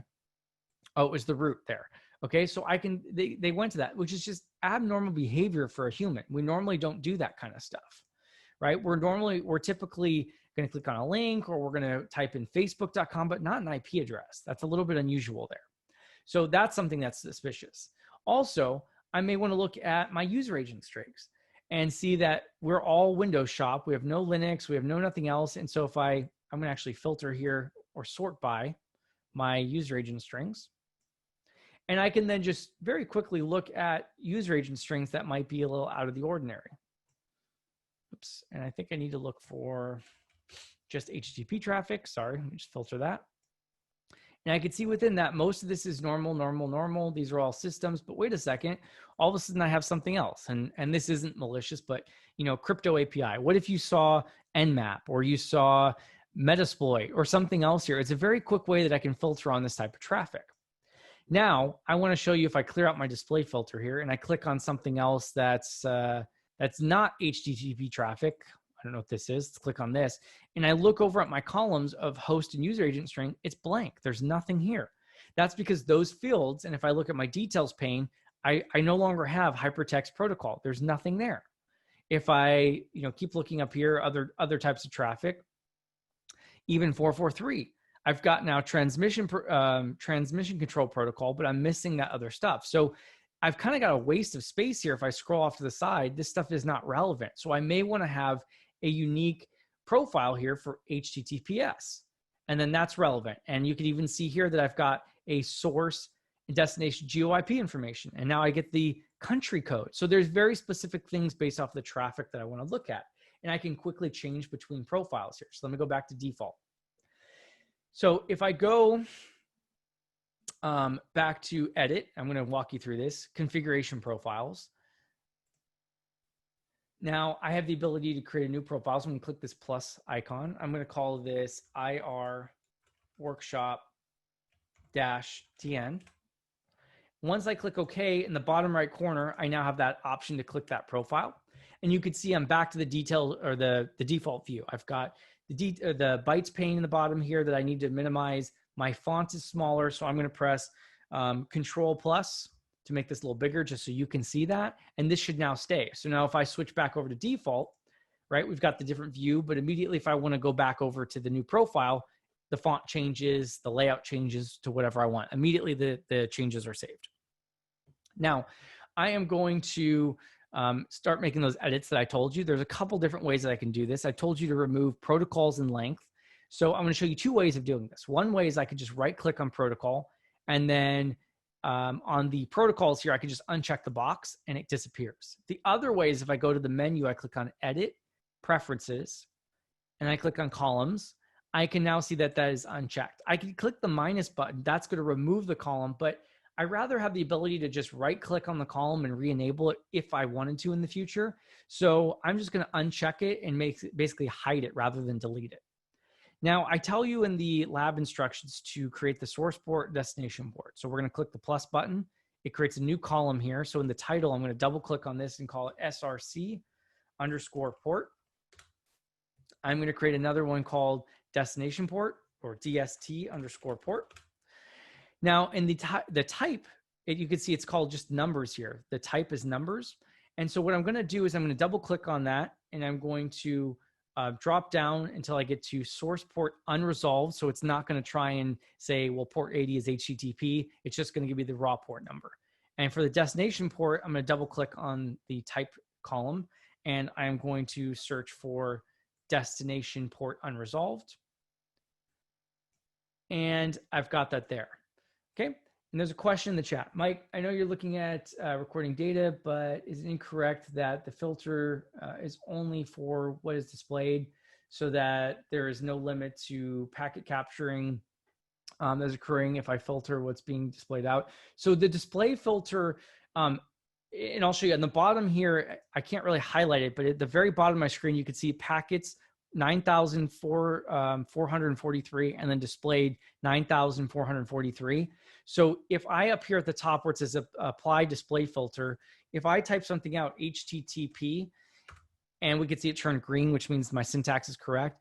At the bottom there, I still see packets are 9,443. However, displayed is 133. So I'm only seeing the packets are still there, but it's almost like if you're in Excel and you're just filtering it, all the data is still in the Excel file. You're just filtering down what you're actually seeing at that point in time. And the columns and everything I have are relevant to what's displayed on the screen. So you can even see up here, if I scroll up, I've got my packet numbers, and let me just sort by packet number. So 66, you can see that I still have all the other packets are in here. I'm just missing. It's kind of like they're hidden. So I'm only seeing what's relevant to that filter there. And while we're on that, if I type something like HTTP and I press enter, see how it's red? That means that my syntax is incorrect. Well, we saw that with a capture filter, if I type out host and then an IP address, I'm just gonna do 1.1.1.1, that was a valid capture filter, but it is an invalid display filter. So with this, I would actually have to type something, a display filter, the syntax is ip.addr ==, and that works. So that's the same as host 1.1.1.1, but host.1.1.1 is a capture filter, whereas this is a display filter. If I would have typed host or host 1.1.1.1 when I started this capture, we'd be missing all that other data. So this is why I prefer when I can to do a display filter, because as soon as I click this X right here, immediately you're back to the 9,000 packets. And maybe I'm now interested in ARP. Well, there was no ARP, but you know, I can get in here and look at DNS, and now I've got DNS, so I can go in and out and hide and display what I'm interested in and immediately go back to the raw source. So I prefer, let's capture everything and then just narrow in on what I'm interested in. So now that I have that here, I am going to, so if we go to the right, we see that source port and destination port is all the way to the right. And personally, I like to see things more of the way I'm used to it, where I've got source IP, source destination, I'm sorry, source IP, source port, destination IP, destination port. And so it's kind of hard to scroll over and look at this kind of as a transactional log. So what I can do is I can just drag source port over to the side here and put it right here next to source IP. It's also a little weird. It says source what? So I can right click on this and I can edit column, and I can now call it src_IP and rename that. So there's a couple different ways that you can modify these columns. I just wanted to show you the differences. But you can see how source port and destination, it's kind of blending together, and it's hard to see where the IP address starts and where the port ends. So if I right click, I can left align, and that gives me a better separation between the different columns. I'm going to go over here, and I'm going to also grab destination port, and I'm going to put that here just so it's the way I like to see it. Right click, left align, and then I'm just going to rename destination to destination IP. So where is it? Edit column, DST IP, right? And so now I've got this all lined up. It's everything I wanted. The last part is changing the time, and then I'll let you do this. So if I go over to view and then time display format, you can see it's in seconds since the beginning of capture. So if I go back here and look at the time, this just doesn't help me seeing all these numbers. This really doesn't tell me where I'm at with things. And so what I prefer is to see UTC time. So if I go to view, time display format, I'm going to drop down to UTC, but it's really long with all these milliseconds. And so in my case, I don't really care about the milliseconds. I'm going to go to view, time display format, drop it down to seconds. And so this gives me a little better view here. I'm just going to separate my columns a little more. Okay. And so this is the display format that we want for our starting point. Now, if I go over and I want to make this a template, I can go to help, about Wireshark, go over to folders, and I can see that in Linux, it is going to be, my personal configuration is going to be in root, config, Wireshark. Okay. And then I've got a folder called profiles. And this is where you can see this matches, these profiles all match my, if I'm in Wireshark and on the bottom right corner, I click on profiles, these match. Now, the other cool thing you can do here is that I can open this up. So if you finish this lab early, we can go to my desktop, workshops, Wireshark, profiles, or if you're on Windows, just extract this. And you can see that the profiles like DNS, you're just going to extract this one. Now I've got a DNS profile. I could just right click, copy, and then move on over to my Wireshark profiles that we had open, paste it, and I'm going to skip it because I already had it there. But now I've got a DNS profile, and now I can go into Wireshark immediately. I've got this, right? So now I've got DNS there. So that's the way you can create or add the ones that I gave you. You can also now create a template. So if you've created we created the IR workshop TN, I could right click, paste, give it a new name, make that my template. All right, I'll delete this one. So now I can come back because we're going to have a couple more examples that I'm going to come up with where you're going to create different profiles for HTTP, HTTPS, etc. And so if you want to create a template there, now that you've got this working template, go ahead and do that as well. So I'm going to pause my video, grab some water and some more coffee, and I will give everyone a couple of minutes. When you're done with this lab in Zoom, please click on the yes button. It should be on the participants pane. And that gives me an idea out of about 40 to 45 people that are on, how many are done. And so I'd like to, within about 5 minutes here, so on Pacific time here, we'll be starting around 10:33-ish. But go ahead and it will kind of pace it based off of how many yeses I get on the participants pane. So when you're ready, click yes. When you're done with the lab, I'm going to pause my microphone and I am going to pause my video as well. I'm going to switch back to my slides just so you can see this. And I'm going to also post in just a minute after I grab some water, I'm going to post a link to the slides so you can download that if you did not get that during the invite. So any questions, feel free to post them in chat and I'll get to them in just a minute. And we'll be back shortly.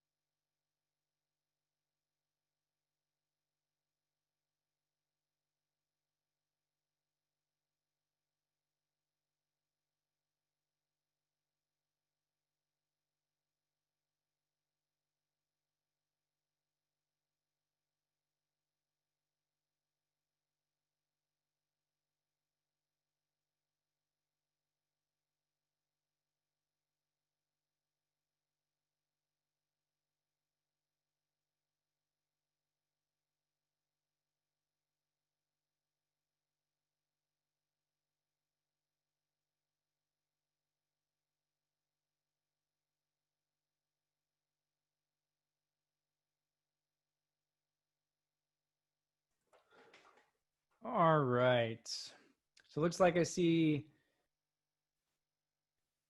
11-ish people that are done, 12. We may have to move on. If there's any problems with that, let me know, because there's a question. Michael, I know you addressed the potential legal implications of capturing packets. Can you also speak to potential security risk with keeping PCAPs? I need to apply security controls to those, delete them.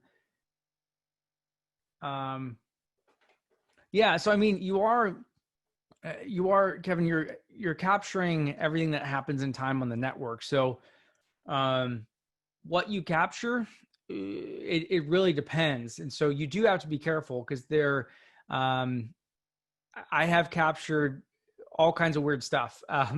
If you want to see some interesting ones, you can check out the MikeWiley.com. There's also your tax data is being leaked. You could search on YouTube.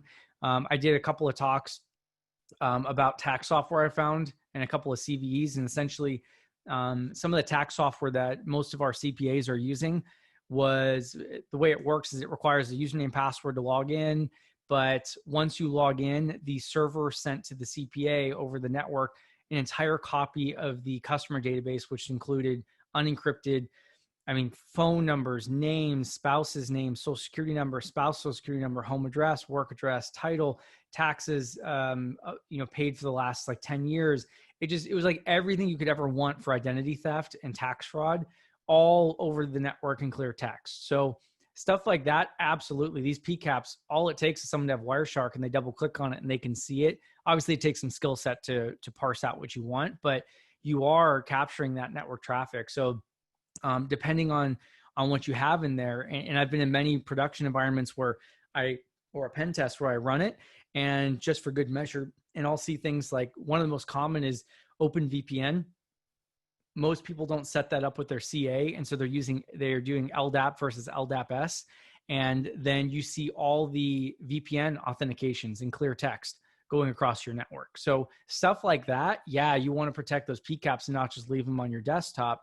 But it really depends on what you're capturing. And in a lot of the scenarios that I do, it's a lab environment, and when it is a production environment, yes, I absolutely I encrypt those files, and I don't just leave them around on my desktop. Okay, so I think we got about half people are done here at the lab. If you're not, on the next break, happy to help you. I'm going to clear out all the answers so we start fresh. And one other piece I wanted to bring up was that, those of you who are ISSA members, I believe it is election time. If you got an email yesterday, possibly, there may or may not be someone who's a co-host that's on there. So check it out. Look at that. Make sure you vote regardless, and enjoy. Okay, so let's get back into the lab here. The slides. Oh, one thing I didn't do. Let me pause my screen for 1 second. Let me reshare the slides, because I don't know if everyone got those. 1 second.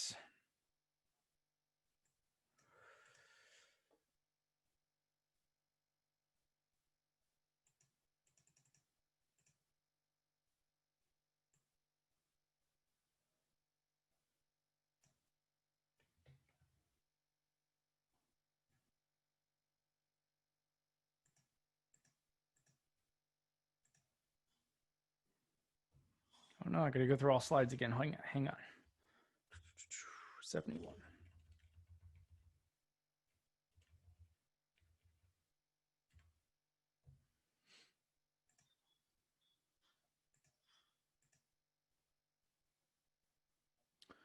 Okay, and in the chat here, let me post the download stuff again. I forgot to do that.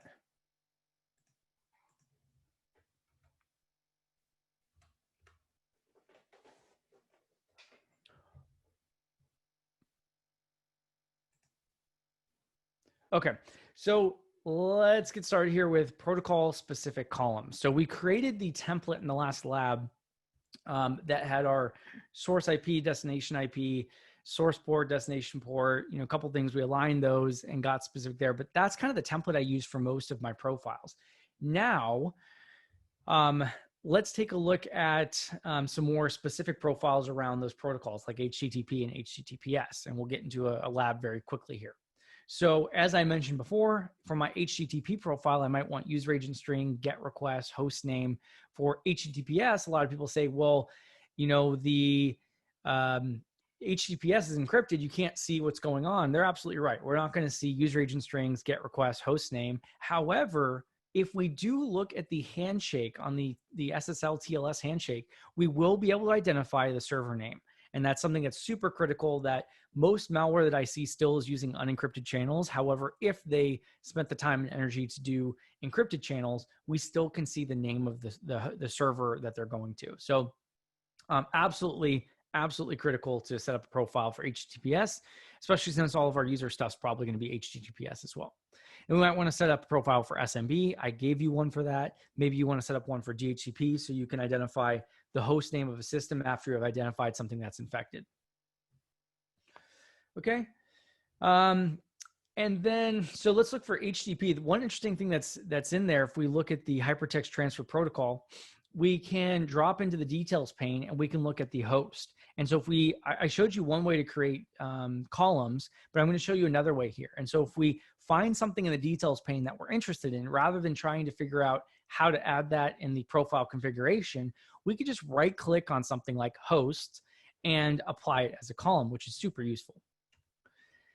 For HTTPS, what we're going to do is we are going to do a display filter. And so we can identify the client hello. I will warn you, and every time I warn people, then it's the first time it works, is that when you filter on SSL.handshake.type = 1, we're going to look at the client hello. Not every client hello has the server name. And I don't know exactly why. I think it's depending on where that is or what server it is, but we might have to actually click on a couple different packets in order to find the right packet we're looking for. And it is very nested within this. So I always have to follow my instructions on this one because it's a little bit hard to find. But we're also going to then, in our HTTPS profile, we're going to apply a column for the server name. So even though this is encrypted communication over HTTPS, we can see there at the bottom that the server name was street-crime.com. So we get some visibility, indication of a possible compromise. Okay, so in this lab, it's going to be very similar. We're going to start off with removing create a new profile called IR HTTP traffic and another one called IR HTTPS traffic. In our IR HTTP traffic profile, we are going to remove the length in the protocol. We're going to add the source port, destination port, just like we did with the prior lab. And then we're going to add the HTTP host and user agent string. We're then going to go and do the same thing we did in the prior lab, change the time and date. Now, one thing I do want to mention that's going to make this a little easier for you is that you're going to want to open a PCAP file when you do this. If you just try and open up Wireshark without looking at a PCAP file, it's going to be a little bit of a challenge to, you're not going to have the traffic to apply as a column, and you're going to have to do it by hand, which is a little bit of a pain. So I'm going to show you a quick trick here to make it a little easier for us. And then when we do HTTPS, we're going to, same thing, remove length and protocol, and we're going to add source port, destination port, and then we're going to add the server name for HTTPS traffic. And then, of course, we're going to change the time and date. Okay, so I'm going to switch screens back to my VM, and I will do the walkthrough.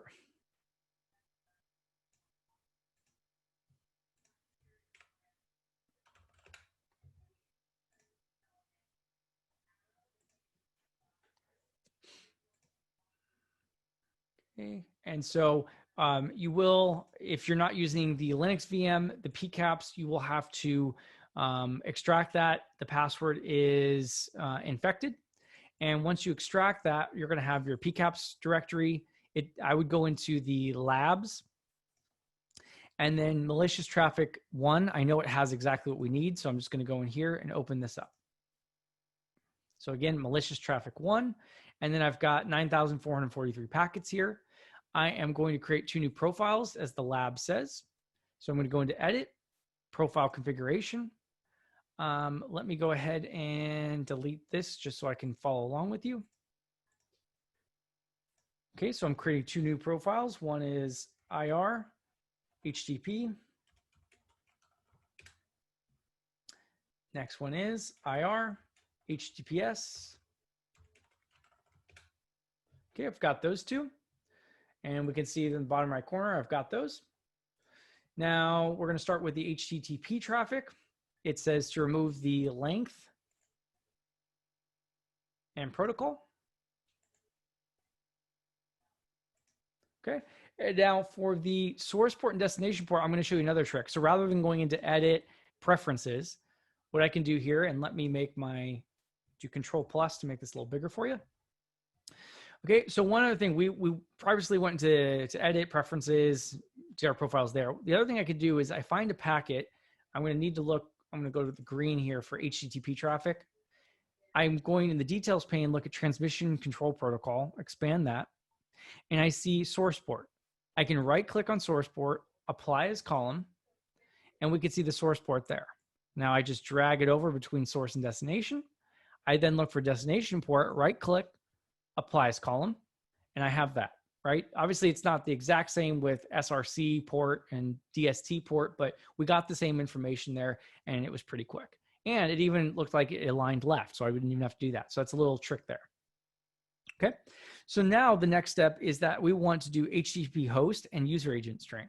So what I'm going to do is I'm going to do a filter. You can look for the traffic if you want, but I'm going to type HTTP.request, because I know that that filter is going to look for requests from a system on my network out to a web server, and it's the HTTP request of that piece. So it's going to have everything I want. So now that I have this, I could really click on any of these. And in the details pane here, we're going to open or expand hypertext transfer protocol. And I see the user agent and I see host. So I'm going to right click, apply as column for the host, and user agent string, right click, apply as column. And now if I just go to the right more, I see my host, user agent string, and I can obviously sort by clicking on that. And I've got them in alphabetical order as well. Last step as a reminder, go to view, time display. We're going to do UTC and in seconds. So go back to view, time display, seconds. Okay, so this is going to be our HTTP traffic, and we can identify the host and the user agent string of any devices on our network, or within this PCAP, I should say. Okay, now I'm going to switch over to my HTTPS profile. I'm going to shrink the bytes pane. I'm going to press Control Plus just to give you a better view. I am now going to right click on protocol. I'm going to uncheck it. I'm going to right click on length, uncheck that. Okay, and now I want to add source port, destination port. So I'm going to do it this, I'm actually going to go back to the old way just so we have practice doing different things. So I'm going to go to edit, preferences, go to columns, click the plus button. I'm going to call it SRC _ port. And I'm going to change the type to source port unresolved. I'm going to add another one called DST port for destination port. I'm going in the type, I'm going to double click on that and do destination port unresolved. Click OK. As a reminder, I got to zoom over here and drag these, source, move it there. So now I've got source IP, source port. I'm going to move my destination port right after destination IP. And then I do have to left align these. So I'm right click, left align. Okay, so this is now back to where we were before. Now, what we're going to do with HTTPS traffic is that we are going to now look for that, that server name. So this part does always take me a little bit to do, but ssl.handshake.type == 1. I'm going to copy and paste that into the chat just so you have that. That's the display filter I used. And that should give us, if I go to the right, we see it should be the client hello. I feel like I'm doing something wrong. Let me see. Oh, at the top. So you can see that some of these are the client hello, but then there's other stuff like application data. So I think I want this one at the top that's the client hello. Let me verify. In the details pane, I'm going to see secure socket layer. I'm going to expand on that. We then have TLS 1.2. I'm going to expand that. Then I see handshake protocol client hello. I want to expand on that. And then I'm going to go down, down, down until I see extension : server name. I expand that. And then I scroll down, we see server name again. I expand that, go down, and I finally see the actual server name, which is street-crime.com. So just so we're clear, you're going to type in the display filter of ssl.handshake.type == 1. You're going to pop that in the display filter. And then I'm looking at packet 2165. So 2165 is the packet number I'm looking at. And in that, you are just going to keep going through this. And I'll do it one more time just so we're on the same page. I'm just going to minimize, minimize, minimize. So in the details pane, socket or secure socket layer, I expand that. I then see TLS 1.2, I expand that. I see handshake protocol client hello, I expand that. I then go down and I look for extensions. I find the one that says extension server name, I expand that one. I then go down and I look for server name indication extension, I expand that one. Scroll down even further and I finally see server name. I right click on that one and apply that as column. Now at the top in the packets view, I can see that some of these have the server name. I can click on the column server name and it will then filter. And so I can see all the HTTPS servers or traffic that's there. And it's not in the start of each conversation, we're going to have that client hello. And I'm going to see all the, I don't want to say domain names, but the servers that they were communicating with. So yes, I cannot see the user agent string. I cannot see files within there, but at least I can look at this and say, okay, streetcrimes.com, don't go there, but let's do a whois lookup. Let's look at our threat intel. Let's look, all these different sites that you have to do some threat intelligence on this. When was the domain name registered? And you start getting other indicators that this may or may not be something malicious. If it is, you might have to go to the endpoint to gather further telemetry, or there are ways that are outside the scope of this workshop where you can take the private keys from the endpoint and you can import them and you can then decrypt some of this HTTPS traffic. Again, above the scope of this workshop, but there's a couple ways that we could then start looking more into this. But at the very least, without intercepting any traffic, I can immediately start looking for servers that are connected to over HTTPS, right?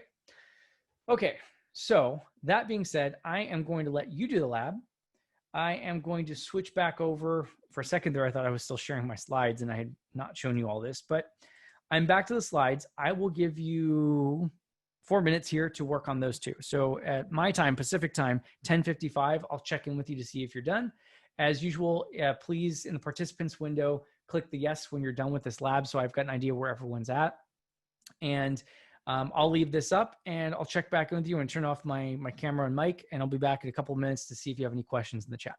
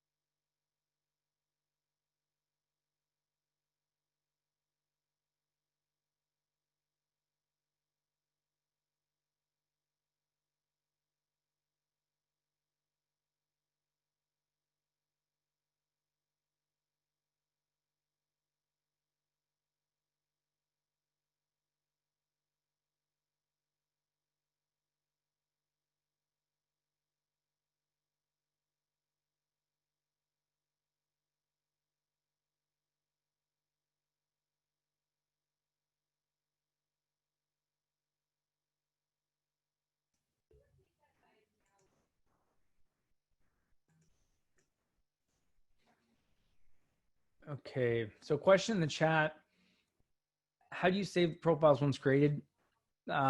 So just by making any change, it's immediately saved. So you shouldn't have to save anything. For example, here, if I just minimize the setting, or I minimize the font, right? So I make it super small and I minimize this.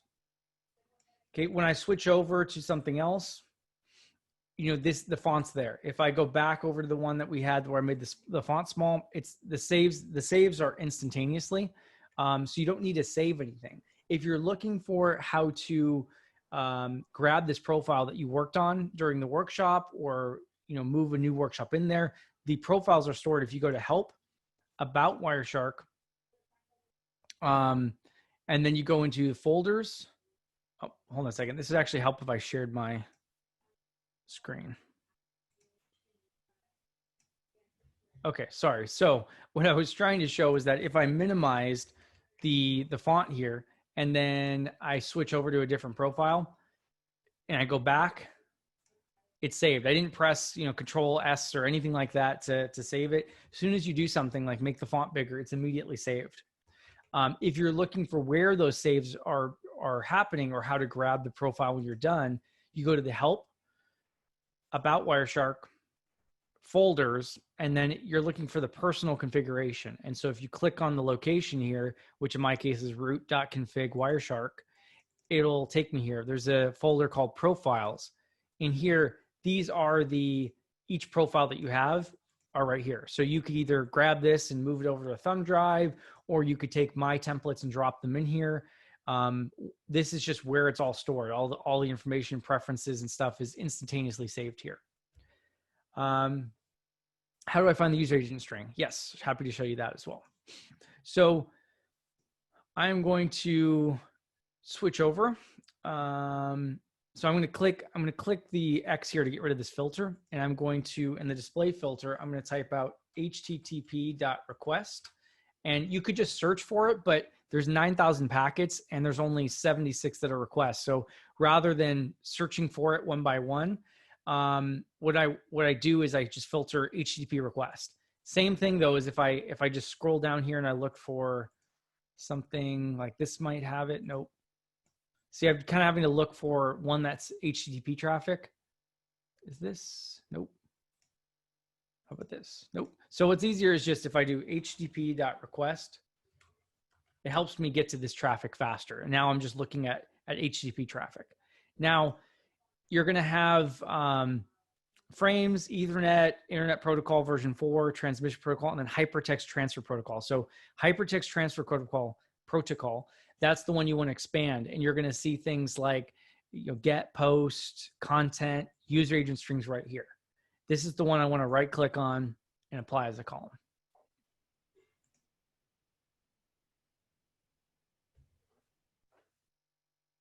Any other questions before we get started again?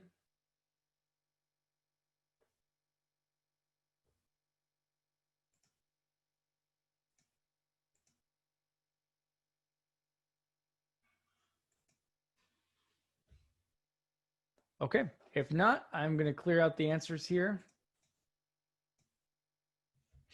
All right, let's talk about GeoIP information. And there was one question also about how do you apply HTTP as a column? Same thing I just showed for user agent string. So when you find a packet, and the easiest way again is to, in the display filter, type http.request.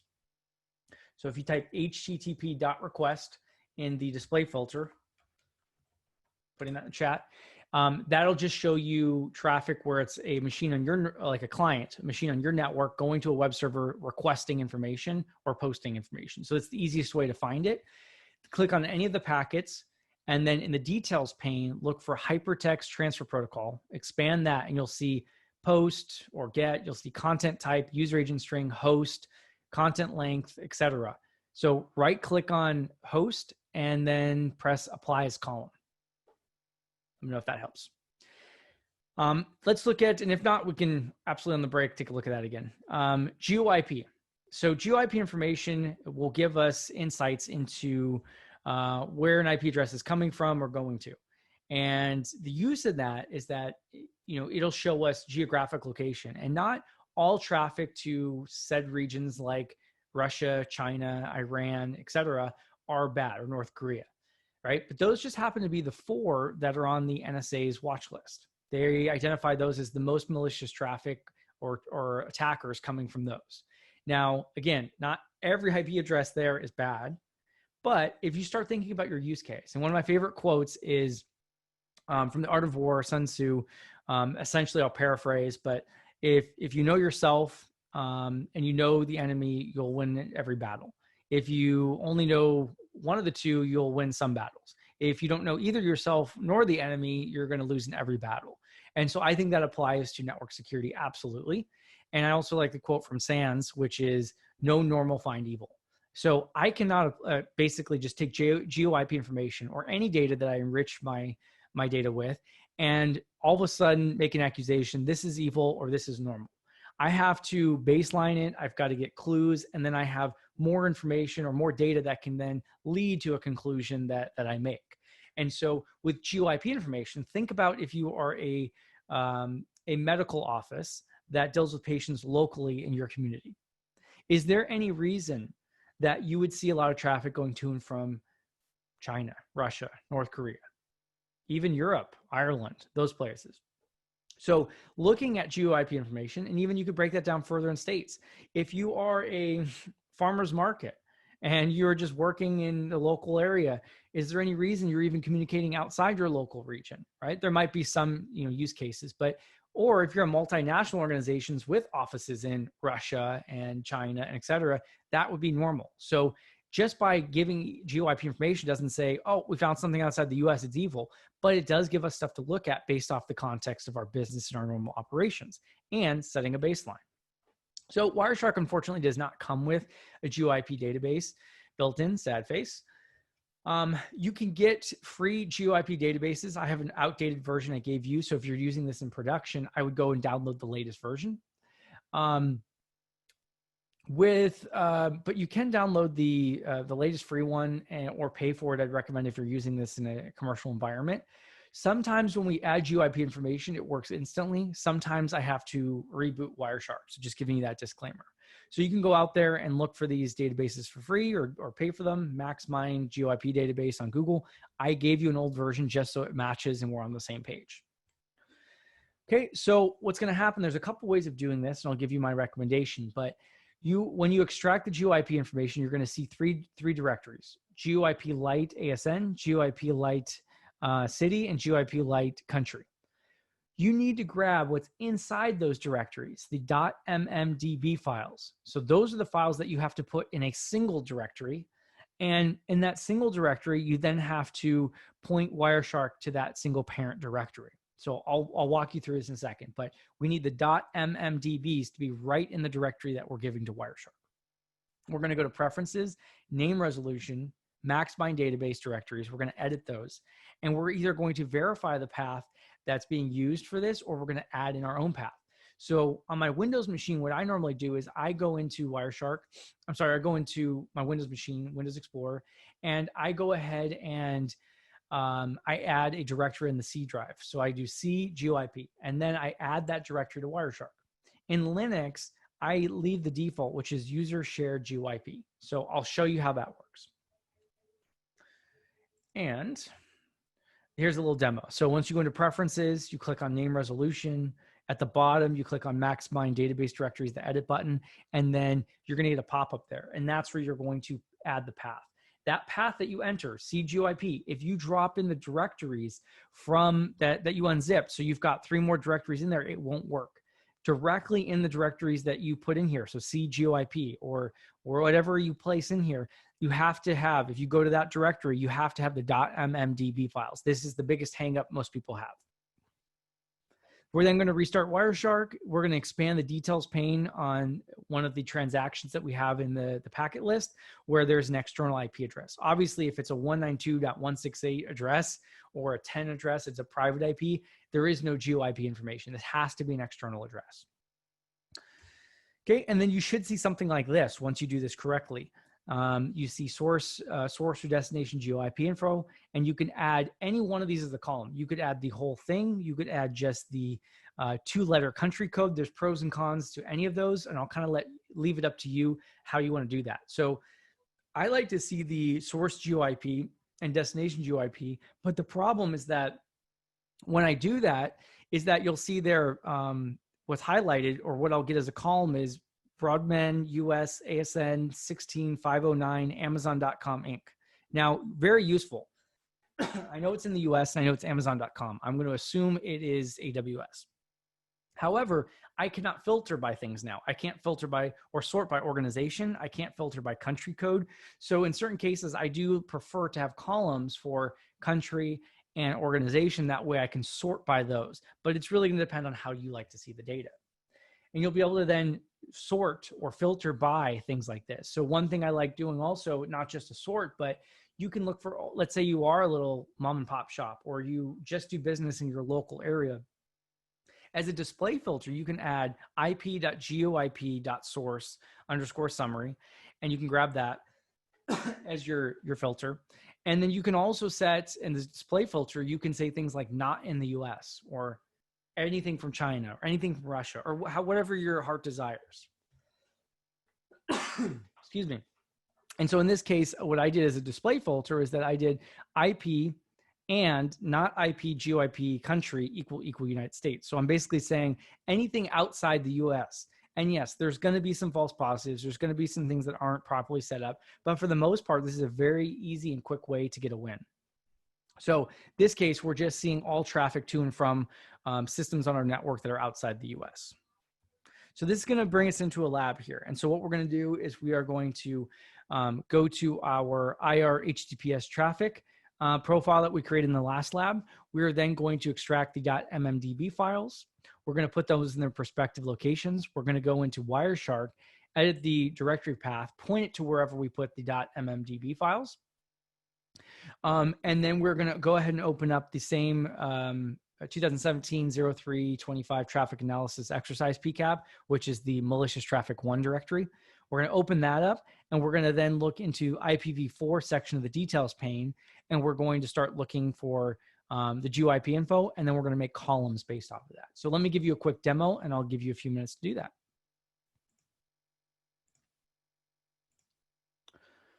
Okay, so the first step here, it says go to the GeoIP directory. Okay, and so I've got my GeoIP zip that I've provided you. You extract it here. We can see that then I had a GeoLite city, ASN, and country directories. I right-click, extract here. That gave me these directories, right? The same thing, ASN, country, and city. Within these, I have the .mmd files, .mmdb files. These are the ones that I want in my directory. So what we're going to do is I'm going to go to Wireshark. We're going to come back to this piece here, and I'll show you where we're going to put them. So if I go into Edit, Preferences, Name Resolution, scroll down, and then Max Bind Database Directories, I edit this. So these are the locations where you're going to add your location. So if you're on a Windows machine, you put them in GeoIP or whatever you're calling it. You're adding this in here. Okay. Now, oops, I created one called USR share GeoIP3. And so we're going to drop things in there. Okay. And so I'm going to USR share, just got to remember where I put those. I'm going to open up here a new window. I'm going to go USR share.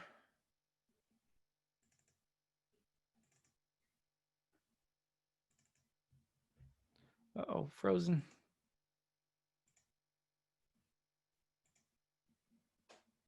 I think I clicked on it way too many times. Give me 1 second.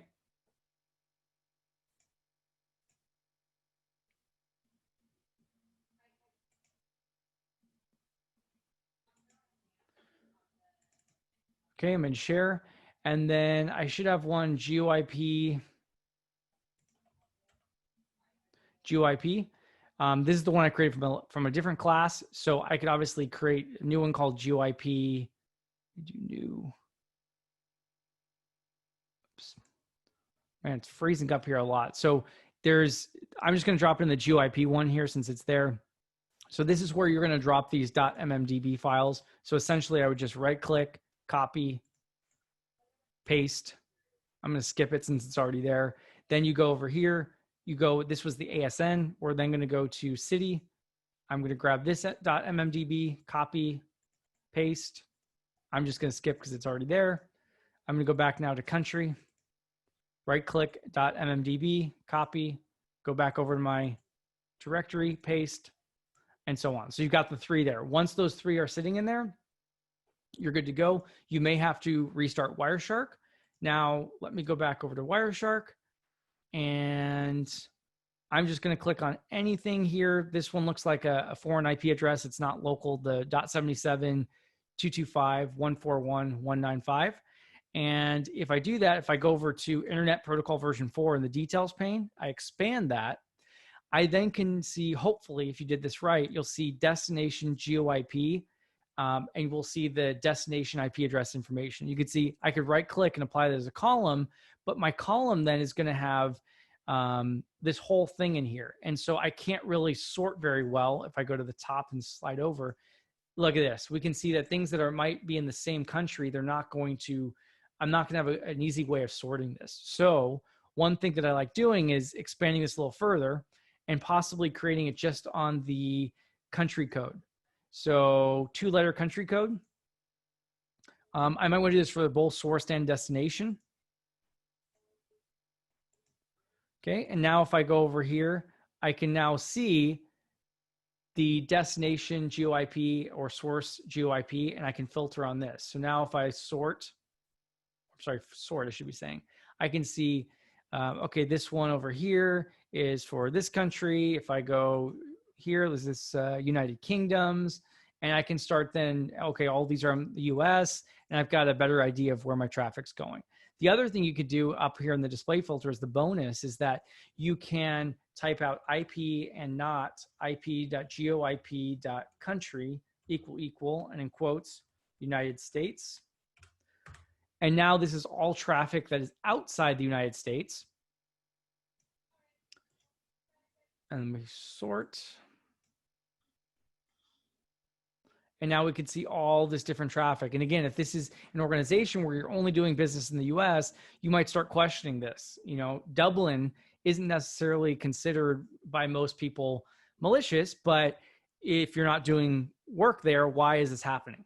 And it might give you more context looking at the ASN. So if I just looked over here by the country code by itself and I see Ireland, I might say, oh, that's really malicious. But then I look and see it's Amazon, so it's probably AWS, or let's say it was Microsoft. You might say, oh, it might just be a content distribution network or something else. So having a little more context here may help you, right? And we can, even if you find that really relevant, I can, in the details pane, go down here.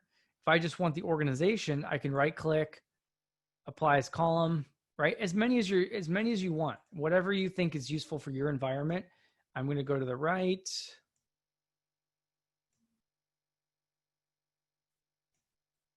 A hard time getting over to this is why it gets a little challenging too with having a lot of columns.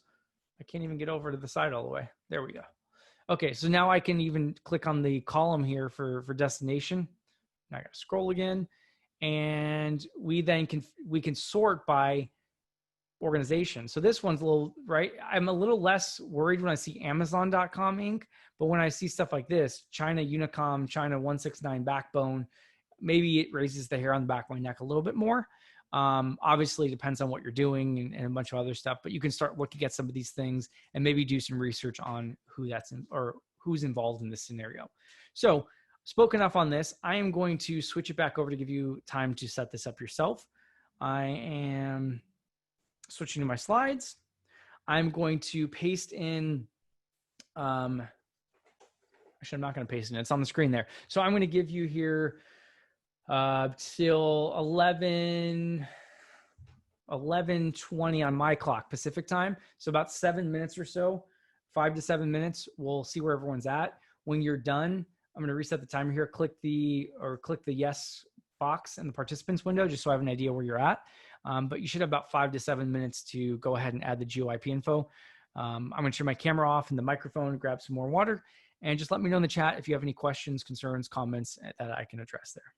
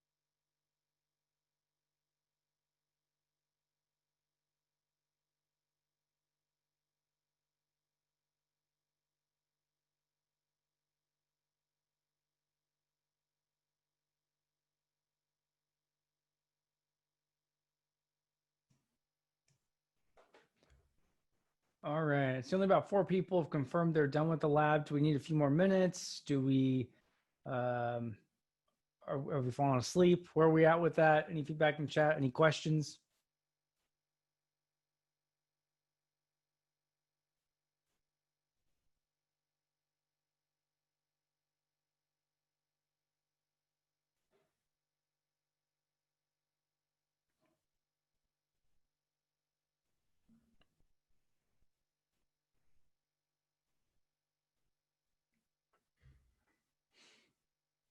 Okay, I'm starting to get more. 10 people done. I'll give it another minute or two just for everyone else to kind of catch up there before we continue.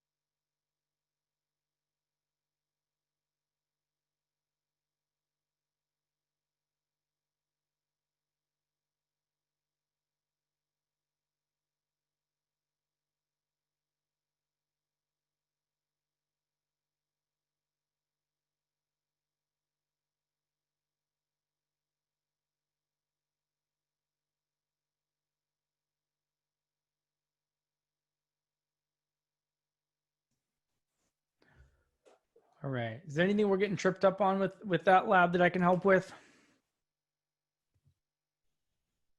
Or just more time in the day? Destination GeoIP does not show up on any packet. Are you seeing source GeoIP on any packets?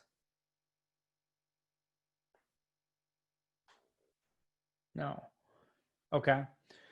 And you've restarted Wireshark after mapping the path? Yes. Okay. And then you've got the path mapped properly to where the .mmdb files are. They're all sitting there in one directory. Yes. Okay. Let's, because we only have about 40 minutes left, Edward, I'm happy to stay afterwards and we can even screen share or figure out what's going on there. But let's move on to and I have seen there was a couple instances that I did this in person, and a couple people were not able to get GeoIP information in, and it was verbatim exactly how I did it. I redid it over and over again, and they just wouldn't get it. So I've had that occasionally, but most of the time recently, people have been able to get it. So we'll troubleshoot that there at the end if you can stay around for a few minutes.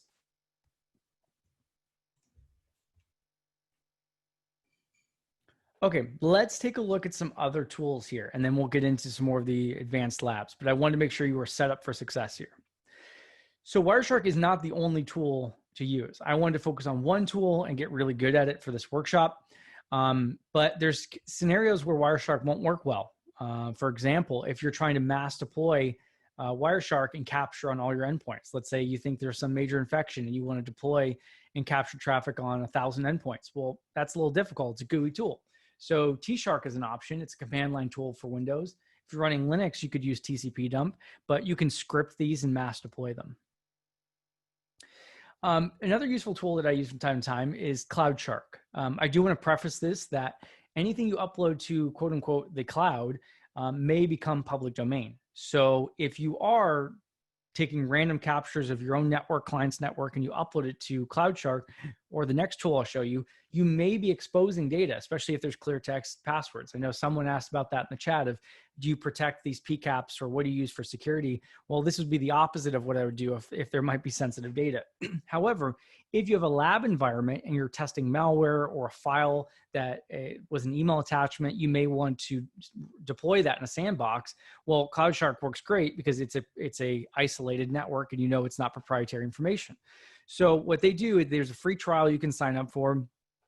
It highlights malicious traffic. It's really cool. You just upload it and it gives you some examples of different things you might want to look at. Packet Total is a free one where you don't have to sign up for the free trial. Again, it is public though. So once you upload this stuff, other people are going to see it. If there's clear text passwords, proprietary IP addresses, host names, all that becomes public domain. But again, if it's a sandbox, this works well. And you'll see things like this. So it's almost like it incorporates Wireshark with Zeek and Bro and Snort all together. So you could see the different tabs like malicious activity.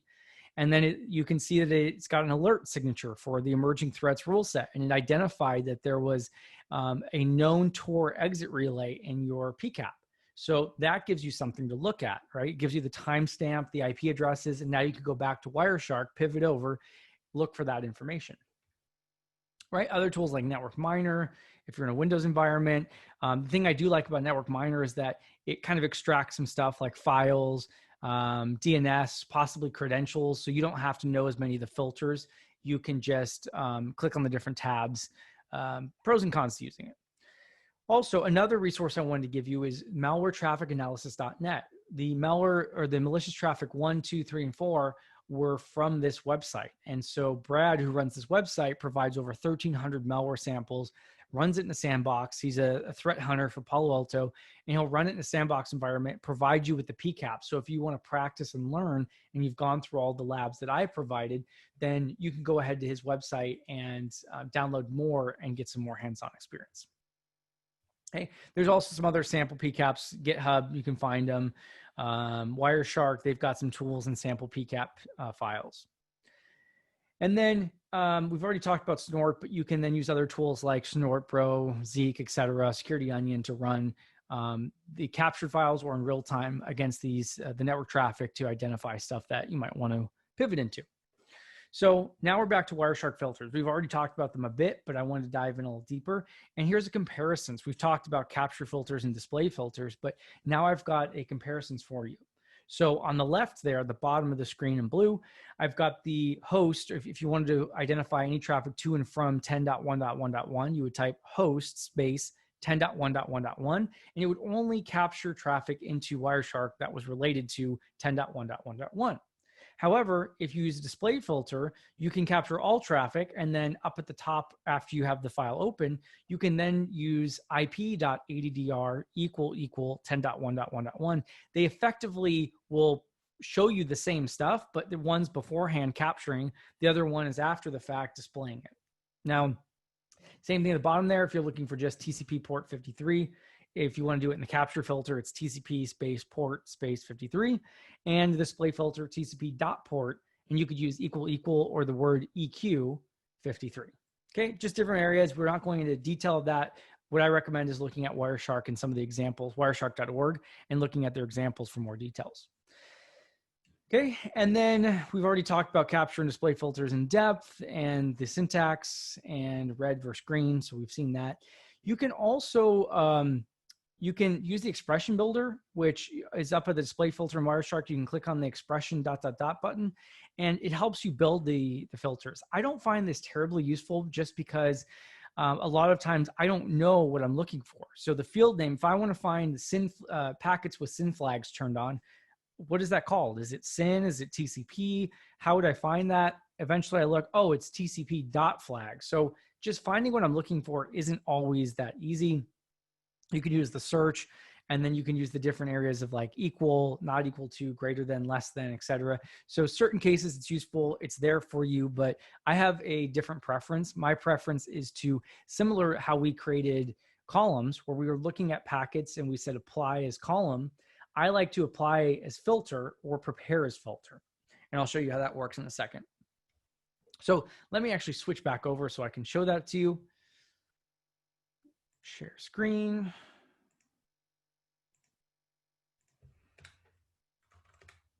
Okay. And there's two different pieces around this. So one thing is that if I find, let's say I want to prepare a filter, I want to find all traffic to and from a certain IP address here. I can obviously look at Internet Protocol version 4. This is the IP address of interest. Rather than typing it out at the top there, what I can do is right click, apply as filter. When I press selected, it's going to immediately, boom, go and search for that. Now, there's pros and cons to that. Maybe I was interested in finding all traffic to 8.8.8.8. Well, that's not listed as my source or destination. And instead, what I might want to do is, well, I don't know the syntax, but this is not the right IP address. So what I can do is I can right click, prepare as filter, and it gets it ready, but it doesn't search for it yet. And this allows me to then now modify this and add 8.8.8.8 and now search for that, right? So it gives me a couple options there. Okay, and then someone said, can I share my screen? You should be seeing my screen. Can anyone else see it or?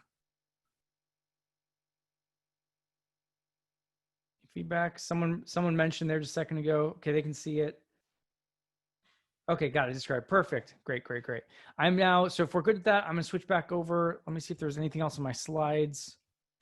So we can also do in this display filter up here, we could do things like ICMP if there was any, and we could just see that. We can do,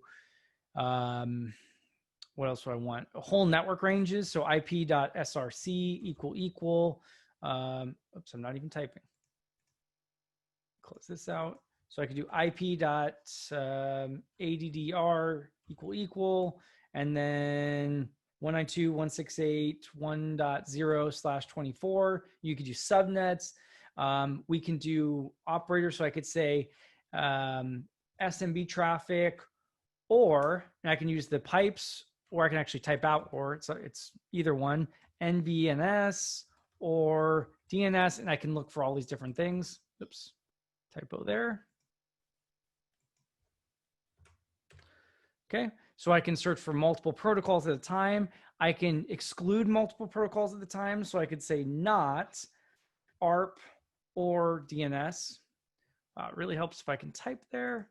So again, not ARP or DNS, right? And we can exclude things out. So now we drop down, we excluded some of those packets. Whatever you'd like, you can go around and do those different things, excluding, including, etc. You can also search for things like, it doesn't work terribly well. There's better ways of doing this, like ngrep or tools like that to search for strings, but you can do TCP contains and then some type of string like, I don't know what's going to come up here, but PNG. Oh, there's some files. So you can search for certain keywords in this. Like I said, we're just looking at TCP. So if it was SMB, we'd be missing that. So there are better ways to grep out keywords. But if you're looking for specific things, maybe like MacBook, and it is case sensitive, right? So if I might have a lowercase mac, so certain use cases for this, but you can kind of search for keywords as well. The case where I've done this before is like password or username to see if there's anything in clear text. And then I do want to now show you Wireshark statistics.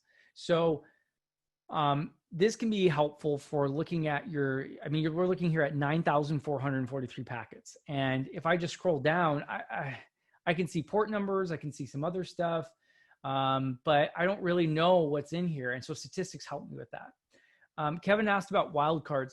I think at some point I was able to get some wildcards, but I can't remember if there was. We can try something like TCP contains.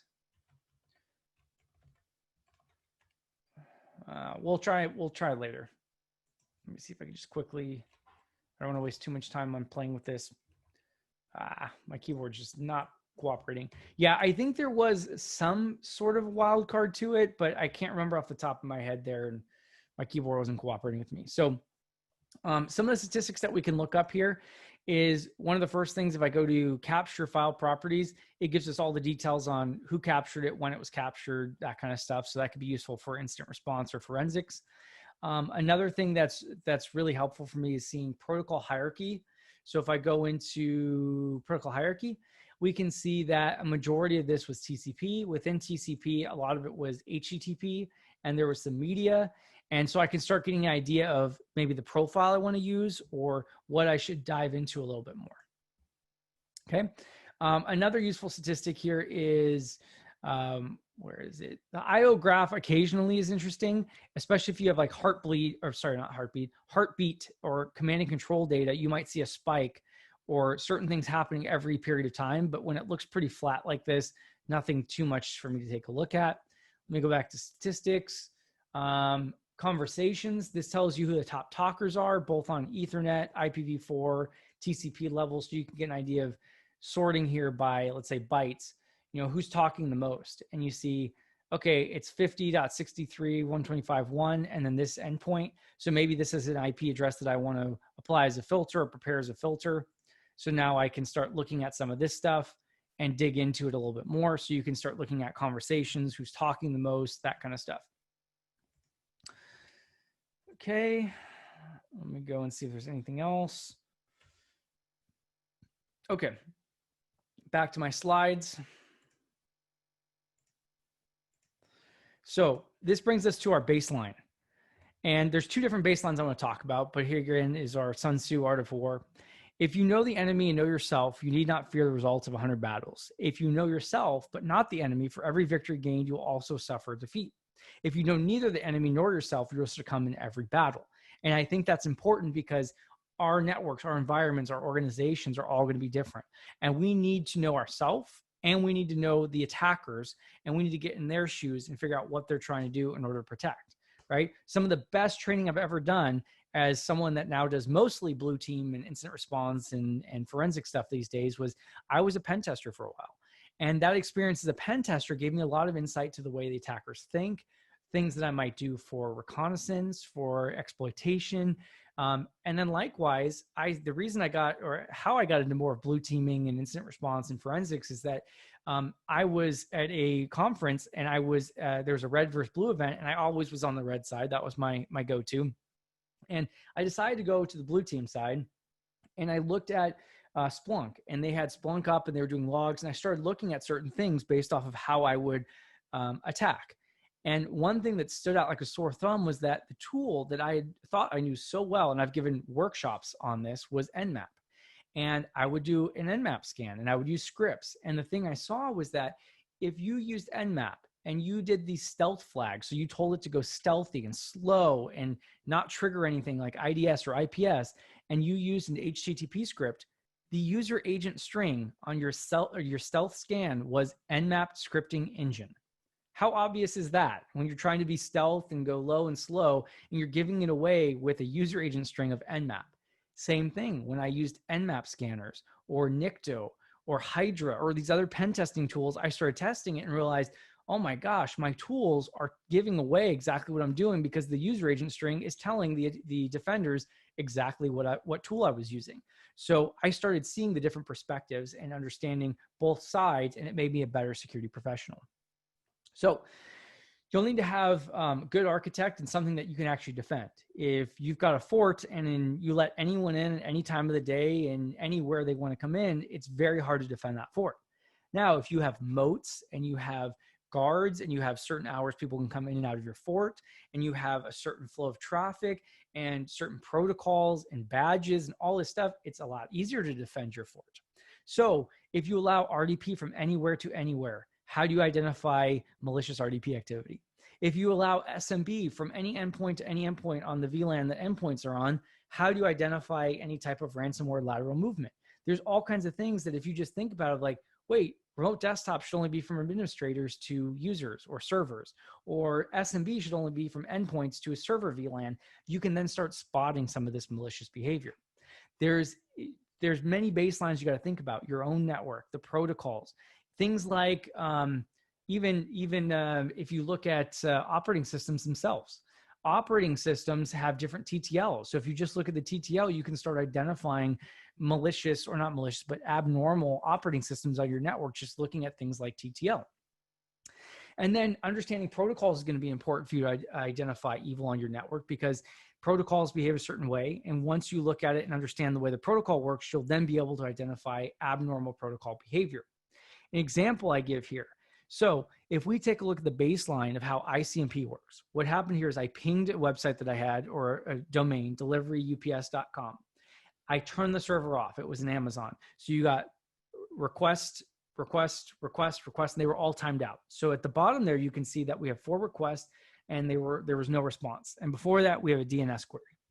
Now I turn the server back on, or a different server, and I pinged it 4 times again.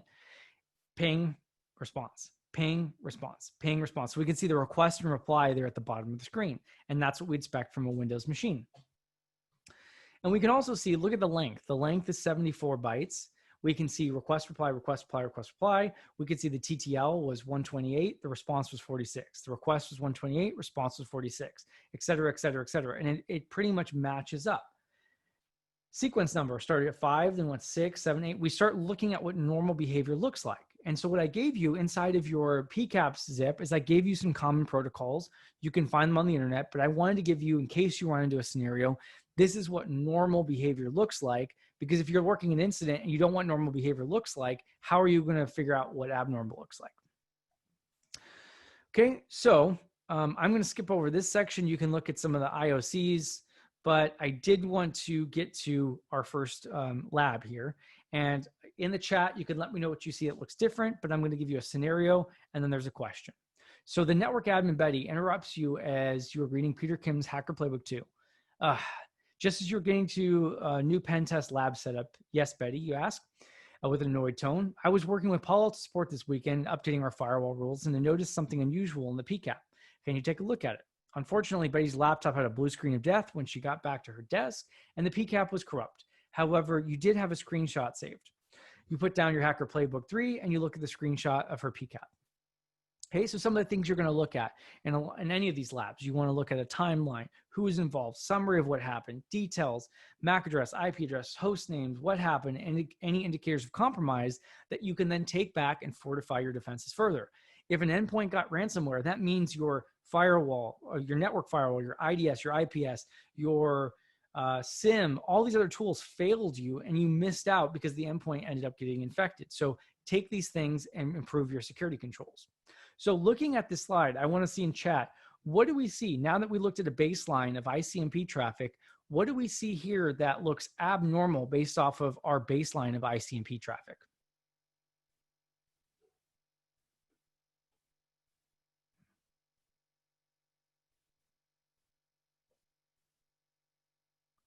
Anyone in the chat? There we go. Request, reply, repairs are off. Yes, so we see a request, reply, reply, request, request, reply, request, request, request, request, request, reply, request, request, reply, so on. Anything else? Length. Okay, so length varies. We saw in the prior example, the baseline, the length was always the same for the request and the response. What else? TTL of 225, which was abnormal. Correct. What else? Sequence numbers are all over the place, so they don't match up like we saw from 5, 6, 7, 8 on the prior example. Absolutely. There's one glaring one that'll bite you in the face if you see it. Okay, one other one I just want to mention too, if this is a Windows machine, not saying it is, but we saw 4 requests and 4 replies, or 4 requests and no replies if it was turned off. But Windows just does 4 pings by default. So maybe it's a Linux system, maybe not. Okay, someone says same subnet. What about in the bytes pane, which I told you most of the time I don't look at? Do we see anything weird there?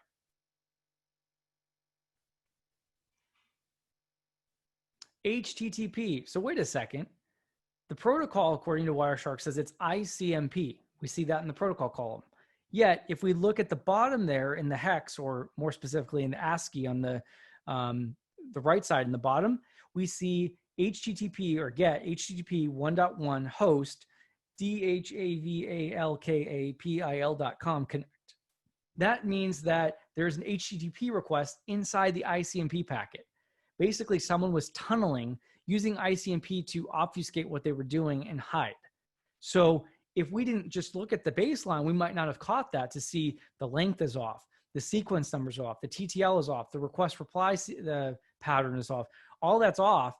And now, because we know what normal looks like and we've baselined ICMP, we spotted some weird stuff. Then we look at the bytes and we see, someone's tunneling through ICMP. They're trying to probably download things through ICMP so it doesn't get tagged or hit through IDS, IPS, etc.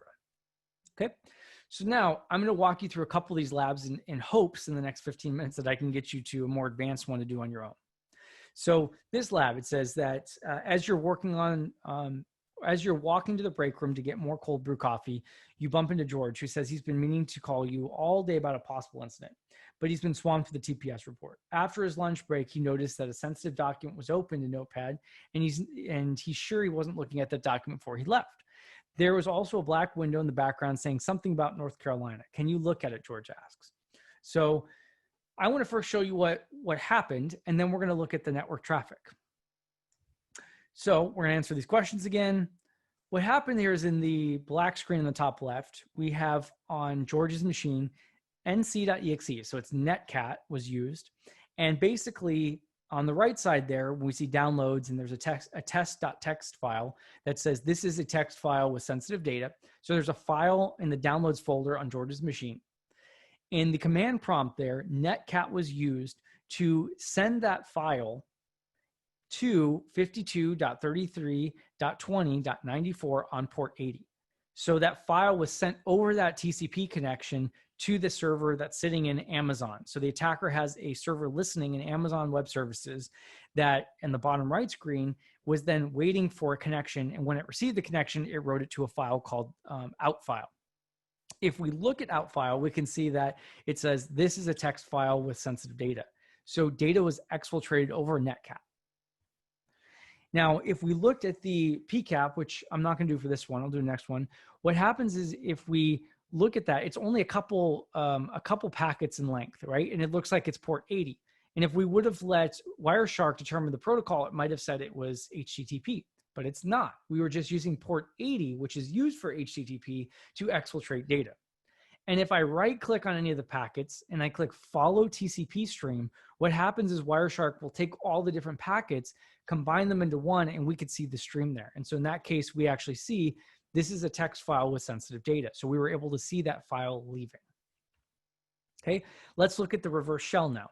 So in this scenario, Sally calls the security team on Monday morning and reports a possible incident. She said she locked her computer Friday before leaving the office. When she got in on Monday morning, her computer was unlocked and there's a black screen writing about cats.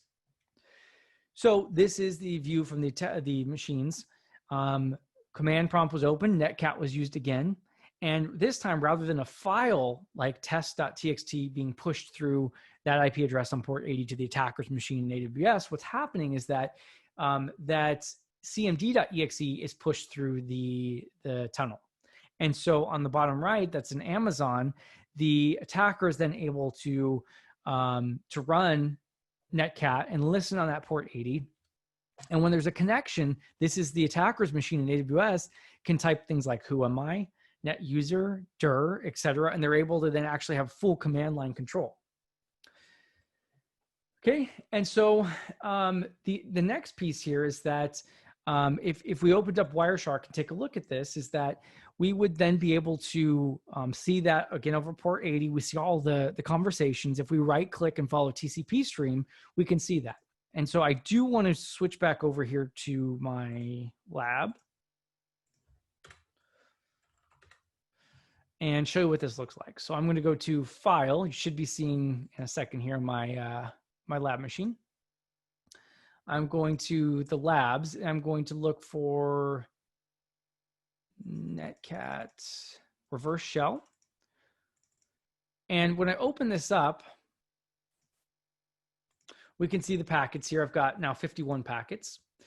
If I right click on this, because we can see that the dissector didn't quite work. It didn't see hypertext transfer protocol. But if I right click on any of these packets and I follow TCP stream, now we can see in red is the client. So it's the machine, the Windows machine, providing this command shell. And then the blue is the attacker's machine sending a command back. So blue is the attacker, red is the victim's machine providing the prompt. And we can see that full conversation.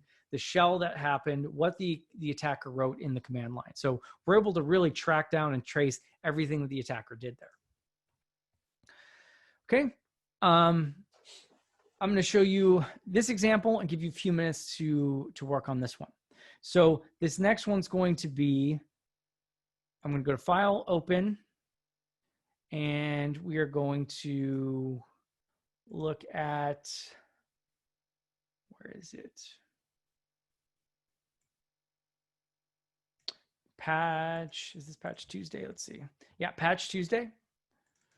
And then there's a file called HT Empire. And I want you to take a couple minutes and post things in the chat once you found it. So start with all of the techniques we just used, right? Look at your statistics, look at the protocol hierarchy, look at the conversations, look at the source destination port. What kind of traffic are you seeing? Start giving me some more information about what you think happened. It doesn't have to be every detail, but just start pointing things out that are possibly unusual that you see inside the chat. And I'll give you a couple of minutes and then I'll walk through with some of the things that I found as well.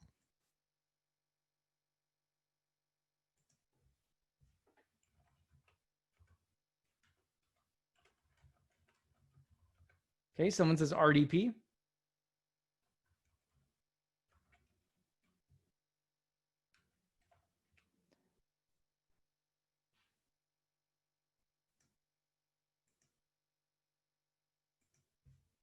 Okay, when you say RDP though, is it the port that RDP uses, or have you verified it's actual RDP traffic?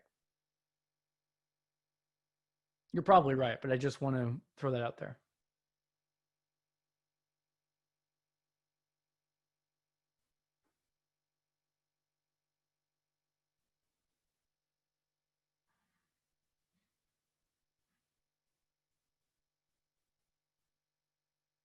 Any GeoIP information stick out? Protocols?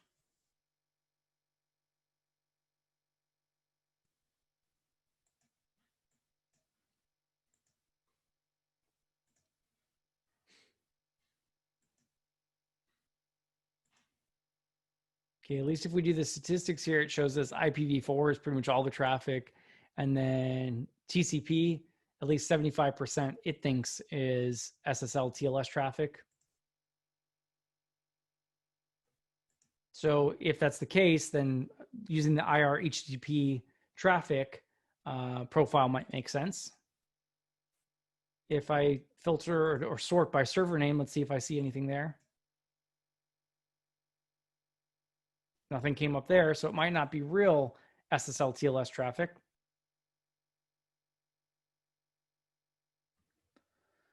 Any other techniques that we talked about?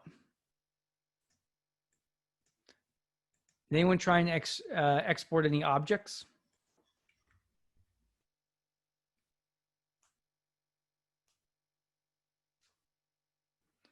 Okay, we don't have to actually export the objects if we're on a machine that we don't want those things on. But if I at least, oops, accidentally started capturing. So if I at least go to File, Export Objects, HTTP, if we start there, okay, and I can look at some of the stuff, file names, any of these kind of stick out to you? I could say one that's kind of interesting for me here is this Adobe update. I'm going to actually go press save since I'm on a Linux machine. Let's put it in my desktop.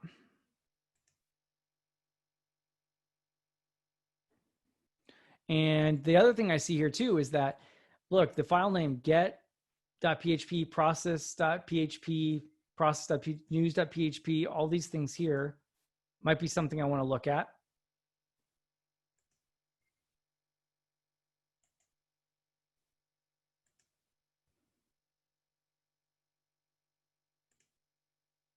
Okay, and so what's interesting too is that you can follow this. Look at the IP addresses is .8080. I'm sorry, not .80, 8080. And if I follow TCP stream on some of these, I see, okay, get news.php.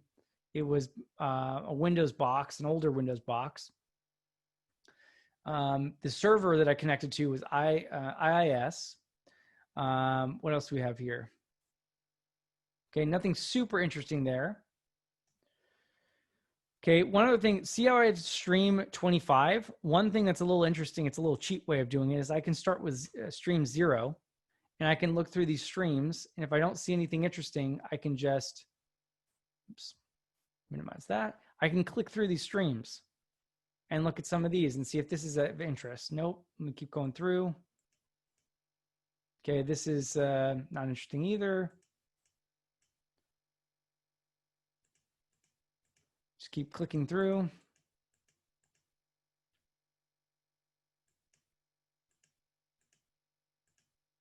Okay, this one's interesting. 20, stream 20. I see that this is where the GET request was for the Adobe update. There's a host, which is not a domain name. It's an IP address, which is a little unusual. It's a Windows 10 box, I can tell, that was requesting this. If I look at the response from the server, so it's an HTA file, but look at this. Script, var PowerShell, no op, encoded. So it's encoded PowerShell, which does not look good, right? Why are we encoding our PowerShell? It looks like base 64 encoded PowerShell. So I could then copy and paste this out, and I could do some analysis to find out what's going on here. But I'm going to switch back over real quick just for the sake of time and show you my screenshots.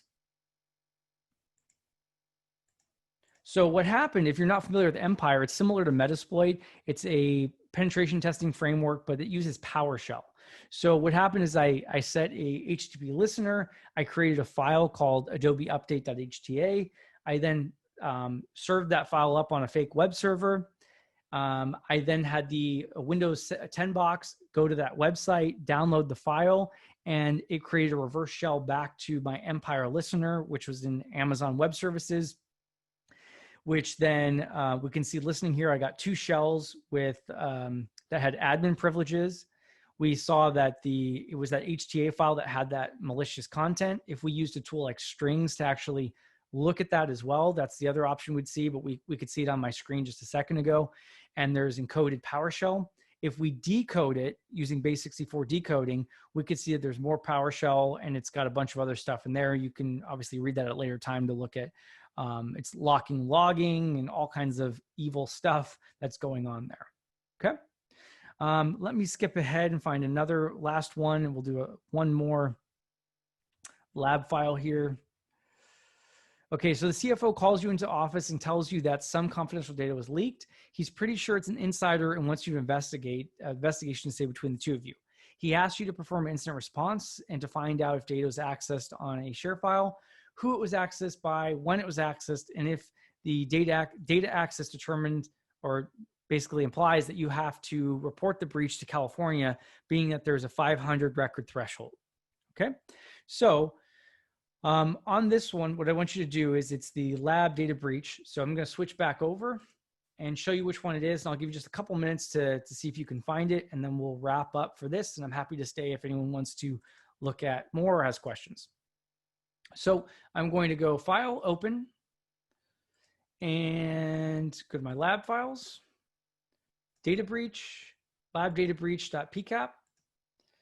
Okay, and we see that there's 166 files in here. So I recommend going to protocol hierarchy, looking at some statistics, looking at objects, looking at the ports being used, and then see if you're using the right profile, or if there's a better profile for that. And let me know when you find if there's anything that's possibly being leaked or in clear text within this PCAP file.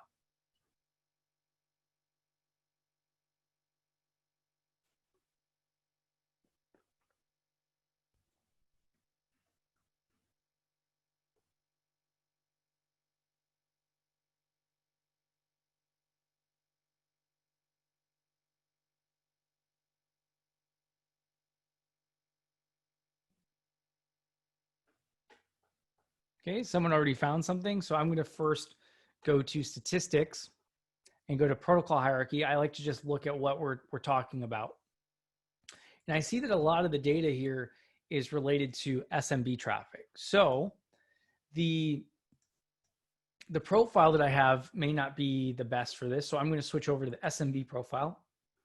And we can see I now have things like stream number, coloring rule, response time, read length. All these things are specific to SMB, even file name I have in mind.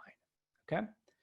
And so someone mentioned the file that's possibly being leaked. How did you find that? Can you give me more insight to what you were doing so I can share that with others?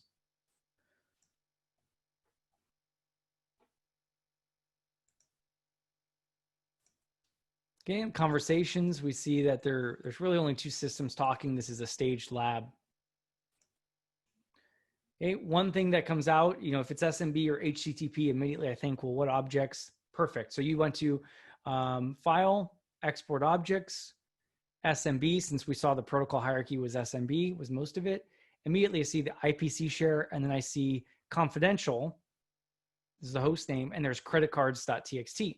So I can just click on this, and I could obviously save it. Or the other thing I could do is right click. My screen's so large, I'm not seeing where I'm at.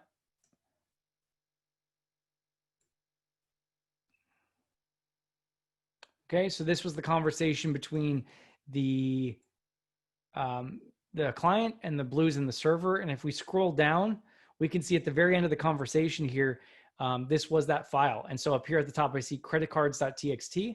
And then within that, we see MasterCards, Visa, et cetera. And obviously we could extract this out as well. So if I went back to export objects, SMB, if I just want to save this one, since I know this isn't malware, save this to my desktop. And I go to my desktop, we see creditcards.txt. We can open this up, and that's the same file. So it's just a staged credit card file. So we were able to get that. So I am out of time for this. I do want to show you that there are a ton more labs. I mentioned this was just the 3-hour version. I've done this, like I said, in an 8-hour class for B-Sides Vegas and other organizations where we do all the labs. But I do want to let you know, you're not, we're not stopping here as much as we didn't have hands on the keyboard time as I would like. If you go into the PCAPs, you do have common traffic. So this is the stuff I was telling you about, where you could just look at, for example, Telnet and see, well, what does actually Telnet look like when it's legitimate? And if I followed TCP stream, would I be able to find passwords? And what does this look like? And you know, you could see that I pinged yahoo.com over Telnet, and here's the username and password. So you can see clear text stuff. So I staged a bunch of common traffic just for you to look at. And then in the labs, you've got a ton more labs in here. So you've got, these are ones I normally do in the 8-hour course. You've got CPA threat hunting. So this, if you watch my YouTube video about your taxes are being leaked, this was a staged environment. This is the lab I used to report 4 different CVEs to tax preparation software like Intuit. So if you want to actually look at that and see what it looks like to have all the customer data and social security numbers leaked out, you can look at that. If you want to look at the download network tools, this one's really fun. I will warn you, there's some language in there, but it's real malware, and you can see how it's disguised network tools. There's other things like Internet Explorer. There's some other malicious traffic where I don't tell you what's going on, but in some of these, I even have the walkthrough. So you can open up these walkthroughs and I show you how it happened, what you can find, different ways to find indicators of compromise. You've got interpreter reverse shells. You've got ransomware infection. So this one, I believe, is actual. I had a staged Windows environment. I installed ransomware.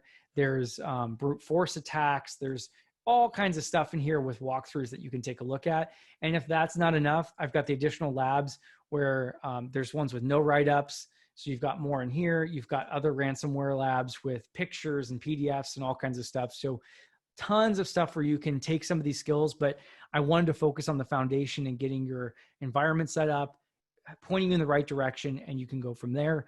Also on YouTube, there is the 4-hour version of this workshop where I spend a little bit more time focusing on things. This workshop will be recorded, put it up on YouTube in a couple of weeks here. So you can go back if it was too fast or you got distracted by work. But that's going to wrap this up. You know, I've provided my contact information for Twitter, LinkedIn. Please connect. I would like to stay connected to people if you've got questions, if you're working on the labs later on. This doesn't end our communication. I'm happy to, down the road, work with you on any of these. I'm absolutely passionate about cybersecurity and want to share the knowledge with anyone who's interested and wanting to work on more of this stuff. So please connect. If you're considering any type of security consulting, obviously shout out to my company I work for, Richie May Technology Solutions. Give us a thought. And I'll turn it back over to Curtis if you're around, if you want to say any closing remarks. And when Curtis is done, if there was any problems or issues or questions, because I was moving so quick, I'm absolutely happy to stay around for a few more minutes and help you out.